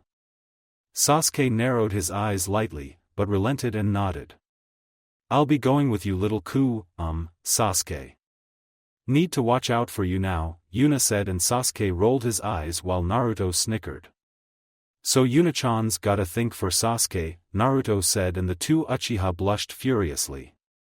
Shikin-sama, it's not like that, shut up Dobe, the two Uchiha huffed before they noticed the close proximity and both parted before trying to regain control of themselves before embarrassing each other even more. The rest of the team chuckled while Naruto winked at Kushina, making her blush as well even if it was a light one. Alright, well that's enough of that. Come on, everyone, we will have to get going if we want to make good time, Kushina said, and everyone else agreed before vanishing in their respective shunshin. 3 days later, Yuzushiogakure, 3 days is long enough. Where are they? She wondered while Yuri came inside with a towel over her head. She had just washed her face from the sweat while Haku was busy walking around the house in some normal female attire. Come on Yuri-nichan, I'm sure Nichan will be home soon. I miss him too, Yuri said, and Yura smiled with a nod of her head. She softly patted Yuri's head and smiled. In truth, the two Uzumaki females were missing their brother. He was always so energetic in what he did. It wouldn't be much of a lie if they said that they didn't have some kind of attraction to him. Especially Yura after the way Naruto just came and helped her and her sister. She'd rather not think about what would have happened if he didn't come along. It was then that Zabuza, Haku, Yura and Yuri heard the door open before they heard a shout. We're home, people. Naruto shouted while Yura and Yuri smiled. Haku waved and Zabuza snorted. Kakashi and Yugao came inside and sighed in relief before hitting the couch next to Zabuza. Kushina and Mikoto smiled and walked towards their rooms. Naruto was instantly surrounded by Yura and Yuri as Fuka, Sasuke and Yuna came through the door. Nichan, you're back, Yuri said, wrapping her arms around Naruto's neck while snugging against his neck. The blonde chuckled before eyeing Yura. Sorry for being late, he said, and Yura smiled. You should be Ni-sama. Mao, learn some punctuality, Yura said, and Naruto nodded his head that he would before turning Yura and Yuri to the door. Yura-chan, Yuri-chan, meet another family member. This is Fuka Uzumaki, or Fuka-chan, Naruto said, and the two teens turned their heads to see Fuka gently smiling at them. Yura glanced over Fuka while Yuri smiled. She's so pretty, Ni-chan, Yuri said, and Fuka knelt down before patting Yuri on the head. Well, aren't you sweet? I guess compliments run in the family, Fuka said, and Yuri nodded her head while Fuka stood up and shook hands with Yura. The four Uzumaki were then joined by the fifth, who came back from her room. Well, Fuka, would you like to get settled? Kushina asked, and Fuka smiled with a nod as she decided to go and look around the village for a little while. Zabuza, Haku-chan, we noticed the place. It looked amazing. Did they take the money? Naruto asked, and Haku nodded her head while Zabuza answered. Yeah, Gaki, they took it. All the features that were added to the village are explained in that scroll over there. I went over it with the others, so you should go over it as well, Zabuza said while reading a book. Naruto nodded his head before Yuna dragged Sasuke off to look over the Uzumaki village. Sochi, you really weren't kidding. Wave really does do good work now, Kushina said, and Naruto agreed with her on that. Now then, I think it's time that we started our conversation when Sasuke and Yuna-san come back, Mikoto said, and everyone else agreed with her on that while Zabuza narrowed his eyes. Haku, Yura and Yuri seemed surprised, but they seemed to know also. With Sasuke and Yuna looked around the entire village in sheer amazement. She had known that the Uzumaki were Konoha's allies, but she never knew that the village was so spectacular. It was really something to be praised about. Meanwhile, Sasuke just aimlessly let Yuna drag him around for some odd reason. He wasn't used to this type of thing, but it didn't seem so bad. At least Yuna wasn't talking about how fucking great he was. She just seemed to enjoy her newly gained life. "Come on, Sasuke. Let's go this way," Yuna said, and Sasuke grumbled, but relented and allowed himself to be Yuna's drag toy for the remainder of the time. He wondered how he could forget some like her. Someone who could even lecture Itachi. Oh, Sasuke wished he could remember that. Konoha, Council Room. Tsunade was currently inside the council room listening to people yell about how ecstatic they were. They wanted to say it sooner, but how could they? The council was happy. Even if Danzo was gone, they still had a revived Mikoto along with Uchiha Sasuke. The mother and son of the prestigious Uchiha clan were back. Especially the mother, and it was that little fact that had the whole village in a buzz before they even realized it. It really made Tsunade wonder just how much people were paying attention to what happened in her village, but then again she could expect that. "I hope my lover comes back. I miss her so much," a civilian said with a smile of glee. Others could share in his sympathies of having their loved ones. "Oh, if only they knew just how to do it though." "I know what you mean. I hope it happens also, but why aren't Kushina-sama or Mikoto-sama here?" "They are the heads, right?" someone asked. Tsunade sighed and chose to intervene. "I have them out. Doing their jobs. That's all you need to know," Tsunade said, and Koharu turned to her. "Tsunade, be reasonable. Had we known that Naruto-san was the son of the Yondaime dash, exactly. Had you known if he was the son of those two? It's obvious that you need status to change your minds." "Well, I say shut up and let me do with my shinobi what I will," Tsunade said, and Koharu shut her mouth while Hamura took a calculative look. "However, just imagine. I bet if we're lucky then the Shinigami might forget again and the Yondaime might even be revived," someone said. Tsunade and Hayashi narrowed their eyes at such things. It was as Naruto and they had feared. Word was starting to get around, but then again they all knew it and no one knew it besides a handful of people. A very moderate handful of people. I think that's asking for a bit much. As you know, all the Hokages are within the stomach of the Shinigami. Hashirama-sama, Tobirama-sama, Sarutobi-sama, and Namikaze-sama. They are all there. Never to be revived for anything, Shikaku said lazily while most people deflated. "Tsunade, do you know anything about why they are even here?" Hamura asked, making all eyes turn to the Godame Hokage. Tsunade merely closed her eyes and folded her arms. She looked out of the corner of her eyes to see Hayashi glancing at her as well.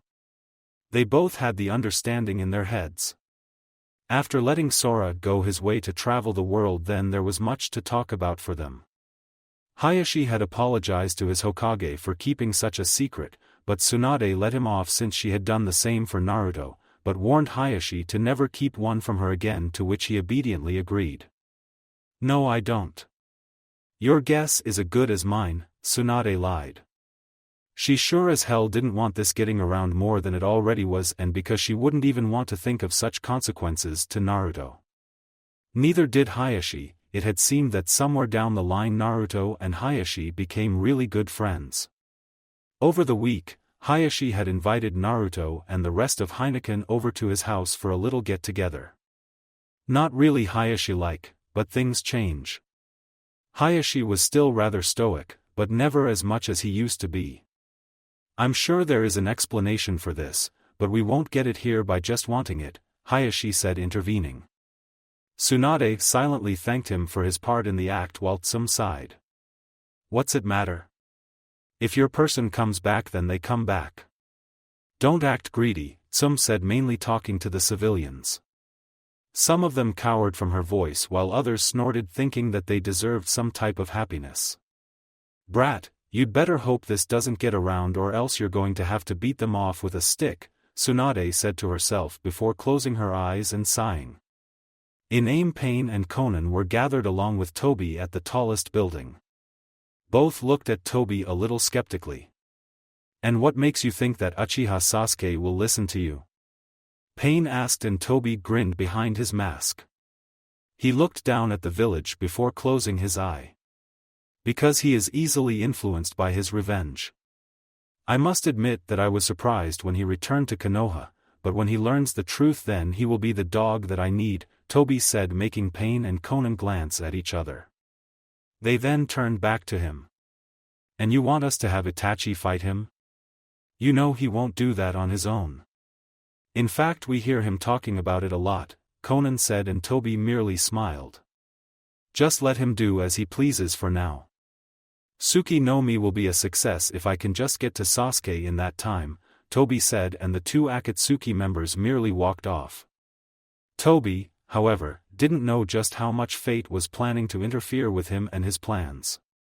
Back in Uzushiyogakure, Yuna and Sasuke had returned from their little excursion and everyone was sitting on the ground in a circular formation. They pushed the furniture out of the way and made themselves comfortable. "So what are we talking about?"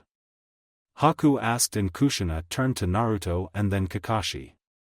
"Kakashi, Naruto, you both know that Tsunade has given you the permission to revive someone. I have no problems with that at all. I just want to say that. Now then, Sasuke and Naruto will be going to find Orochimaru, along with Yura. Yuna is naturally one of Naruto's summons, so she has to go as well," Kushina said. Sasuke and Naruto widened their eyes while Yura did the same. She wondered where that came from while Kushina smiled. "I think it's time that she actually got out of the village and started some real work experience. Yuri is still a little grounded, so I would still like Haku-san and Fuka-san to train her," Kushina said to them.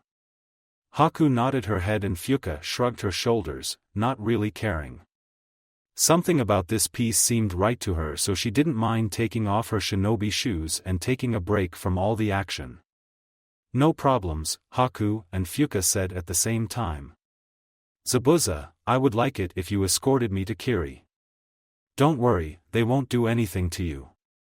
Not once your Mizukage learns who I am," Kushina said, and for an instant everyone could see the dark smile across Kushina's face, not really wanting to know what she had planned. "And what about us?" Kakashi asked, pointing to Yugao, Mikoto, and himself. Kushina turned a little more silent and went into a thinking pose. She stayed silent for a little bit before smiling. "You're all back up, Databane," she said, and the three deflated, which made Zabuza chuckle underneath his bandages. "Is that it for everyone?" Kushina asked, and everyone agreed, not really having anything more to talk about until Yuri raised her hand. "Yeah, I want to learn some Fuinjutsu. Do we have any books on that? It'll be fun to use my heritage's techniques," she said, and Kushina smiled along with Naruto. "Of course, Yuri-chan. There are plenty of scrolls around here on the art. However, some of them are dangerous, so if you're going to perform them then do so carefully," Naruto said.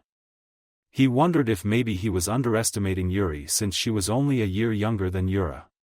Yeah, it seemed that Yuri's birthday was a week ago and no one knew it until the last minute. Naruto had promised Yuri and Yura that tomorrow they would do something that the two wanted to do besides training, and they both agreed to it easily. "Alright then, everyone is dismissed," Kushina said, and everyone got to their feet with Naruto motioning for Kakashi to follow him outside. The one-eyed copy ninja looked down from his Ika Ika book and stood to his feet, knowing what Naruto was going to do. He had waited for it for a long time. He could hardly wait anymore. He had so many things to say to her. Outside, Naruto and Kakashi stood in an open area and the former turned to the latter.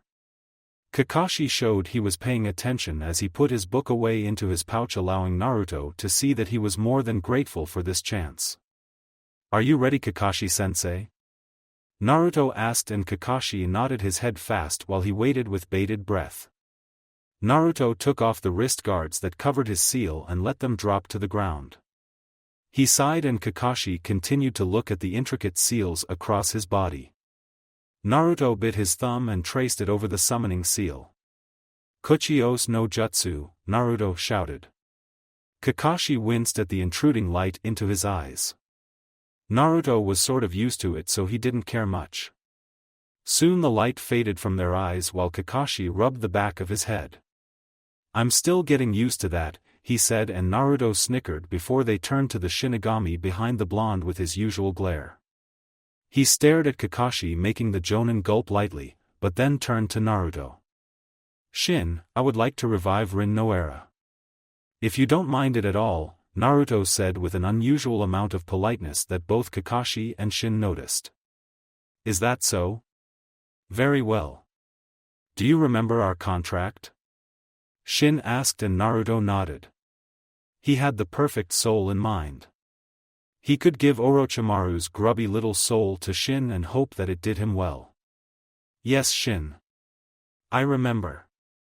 Also, Shin, is there any chance that you can alter something?" Naruto asked and Shin raised an eyebrow. Kakashi did the same. Even Kyuubi was rightfully confused, but continued to listen as well. "Like what?" he asked and Naruto scratched his cheek. Their age?" Naruto asked and Kakashi stuttered. He tried to hide the small blush across his face as he resisted the urge to go and facepalm himself right there even if he had a smile across his face. "Why would you ask for such a thing?" Shin asked and Naruto shrugged his shoulders, making the stoic death god sigh underneath his breath. "I'll see what I can do, but first I will collect her soul," Shin said as his beads lit up and his arms glowed. Naruto and Kakashi watched the act going down and Kakashi patted Naruto on the shoulder. "Naruto, I can never thank you enough for this," Kakashi said and the blonde Heineken member smiled. "Nothing to it, Dadabayo," Naruto said and the light faded as Shin folded his arms. Naruto and Kakashi looked to see a short brown-haired girl. She had large, bright, brown eyes as well. She also had 2 purple rectangular markings on each of her cheeks. She wore a long-sleeved black top, a high waist, light purple apron skirt under which she wore shorts. She also wore a blue Konoha forehead protector, sandals, and stockings that stopped at her thighs. She was just like how Kakashi had last seen her, but he also noticed that as she walked forward she started to get taller. Her hair stayed short, but somehow her clothes kept attached to her body the whole time. She soon passed Naruto's own age and stopped directly at the age of 28. Adjustments have been made. Rin Noara is revived to your liking. I expect the substitute in a week's time, Shin said and Naruto nodded as he watched Shin fade into nothingness. Naruto then turned to see Kakashi staring at Rin. A much, much older and much more beautiful Rin than he remembered. Rin opened her eyes and stared at her old teammate. She stared at him a little longer before blinking again. "Kakashi, is that you? How did I get so tall? Why am I alive?" Rin asked, but she could only gasp as Kakashi grabbed her into a hug. Rin widened her eyes while Kakashi sniffled. "I'm sorry. I'm sorry. I'm sorry," Kakashi repeated. Rin merely smiled and closed her eyes. She brought Kakashi into another hug while Naruto smiled. He merely whistled and walked off somewhere, deciding to leave the two alone. He some things to do anyway. Sooner or later, Kakashi let go of Rin and told her everything. He told her about her revival as part of Kakashi's selfish wish to Naruto, which made her surprised that she didn't notice her own sensei's son. Kakashi spared no little detail at all for Rin. She was even surprised when Kakashi said Obito was alive. "I see, so all that happened and I got this body so that I didn't stand out too much," Rin said and Kakashi nodded his head before Rin smiled. "Ah, come on Kakashi. You haven't seen me for how long and you can't even smile?" Rin asked and Kakashi chuckled. I wish I could Rin. I thought about this encounter so many times. You and I know what I did to you. You didn't deserve that, Kakashi said to her, and Rin touched her body a bit, knowing where she got hit by Kakashi. Kakashi, please forget it. I don't want this meeting to be filled with grief and sadness, Rin said, and Kakashi nodded his head before Rin took off her headband, letting a bit of her hair fall down. Kakashi merely watched the act before he stood to his feet. He then helped Rin to her own feet and guided her back to their base to talk some more. They had a lot of catching up to do. Next day, Wayura-chan, Yuri-chan, would you both wait up? Naruto called out to the two sisters who were smiling. Ni-chan is too slow, Yuri said while Naruto sighed. They all walked along the beach and laid down. Naruto closed his eyes and smiled while Yura did the same. Sun's good, isn't it? Naruto asked, and Yura nodded her head while closing her eyes. Yuri smiled and leaned on Naruto's stomach, making the blonde's eyebrow twitch. Yuri, have you no shame? Yura asked while Yuri stuck her tongue at her sister. Yura gawked, but Naruto chuckled. He guided her head down and Yura rested on his chest.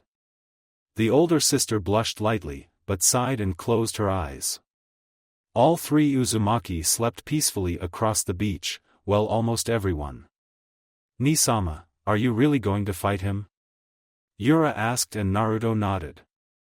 He knew she was talking about Orochimaru in that sense, but he had to. Nothing good comes from having him around. That's right, Yura. Are you worried? Naruto asked with a smile.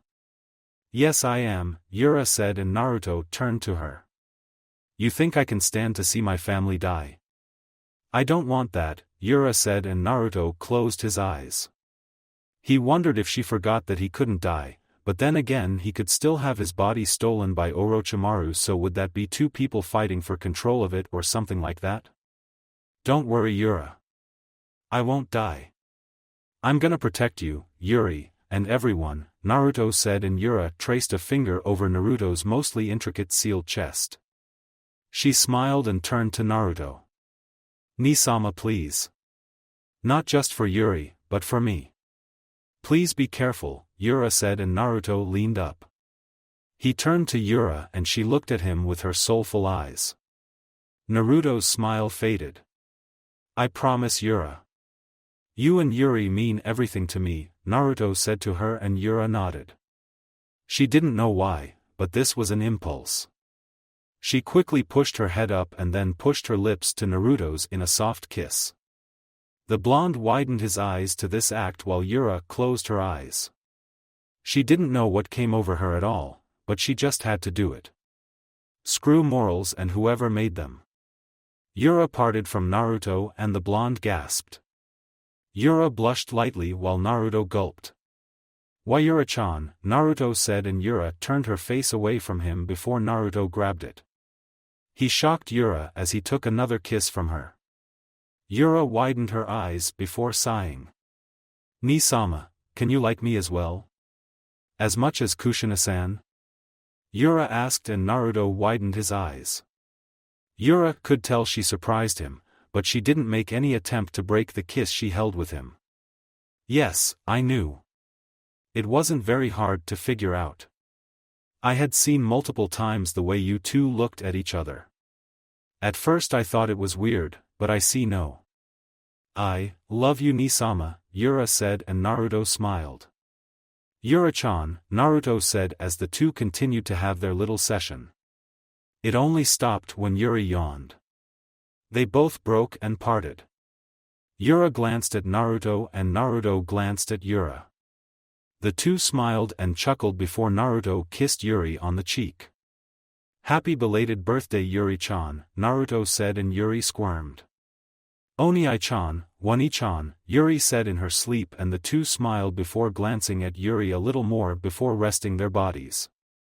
Konoha, nighttime, Umbu headquarters. It could be seen that Umbu teams were all fighting and having their time staying in top shape. They had to train intensively. They were the Umbu after all. After Heineken, they were Tsunade's most personal guard if she wanted. It seemed that some had a long day after working and were slightly exhausted to say the least. "Did you know, the council is not as stupid as they think," one Umbu said and the other snorted. "What? That whole reviving thing? Please, I might have been skeptical about Mikoto-sama, but even I can see that's not doing anything," the other said and one Umbu snickered while looking left and right. "Seriously, I saw it myself. The huge Ki, the summon.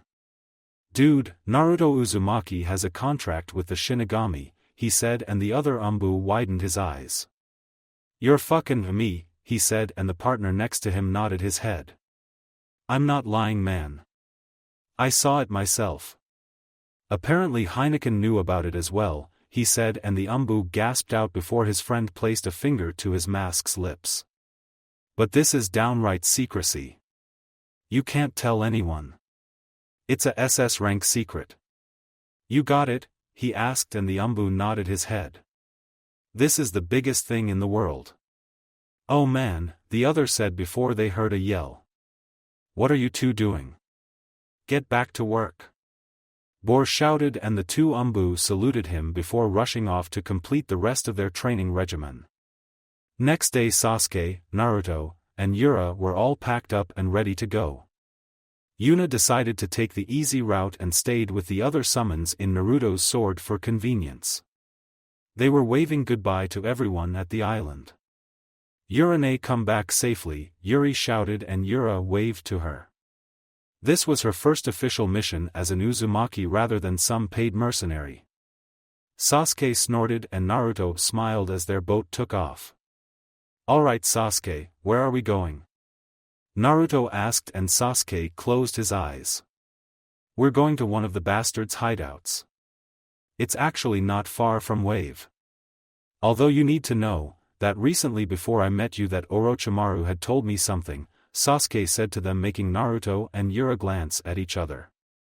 They turned back to Sasuke and asked for him to continue. He said he was closing to finding it, the Sanbai, Sasuke said and Naruto widened his eyes. Yura did the same while Naruto cursed underneath his breath. "I see. So that pedo is going after Sanbai. What's that fool doing? I swear he needs to act more responsible," Kyubi said officially opening his mouth after Naruto knows how long. "Yay, you're talking to me again," Naruto said in mock happiness while Kyubi rolled his eyes. "Brat, trust me. I still don't like it, but it's whatever. Now then, you'd better make sure that he doesn't take Sanbai. If I still know Sanbai then he's bound to be a little cranky with being in a host for who knows how long. I just know that you'd better find him after deal with Orochimaru. He might be an ass, but he's still my brother," Kyubi said and Naruto glanced towards the ocean before nodding his head. "Got it. Don't worry Kyubi. I'll try and protect them all," Naruto said and Kyubi nodded his head to Naruto's words before cutting the line of communication. "Sasuke, after we take care of Orochimaru I think we're going to have to take a detour," Naruto said and Sasuke glanced at him. Yura did the same and both could see the seriousness in Naruto's eyes. "Very well. We'll do that then. But we'd better go for now," Sasuke said and Naruto agreed with him as did Yura. Thank you for watching. I hope you enjoyed it. Make sure to like and subscribe, and don't forget to share this video with your friends. Guys, make sure to help the author by visiting the link in the description. This is Fox Sage, and I'm signing off.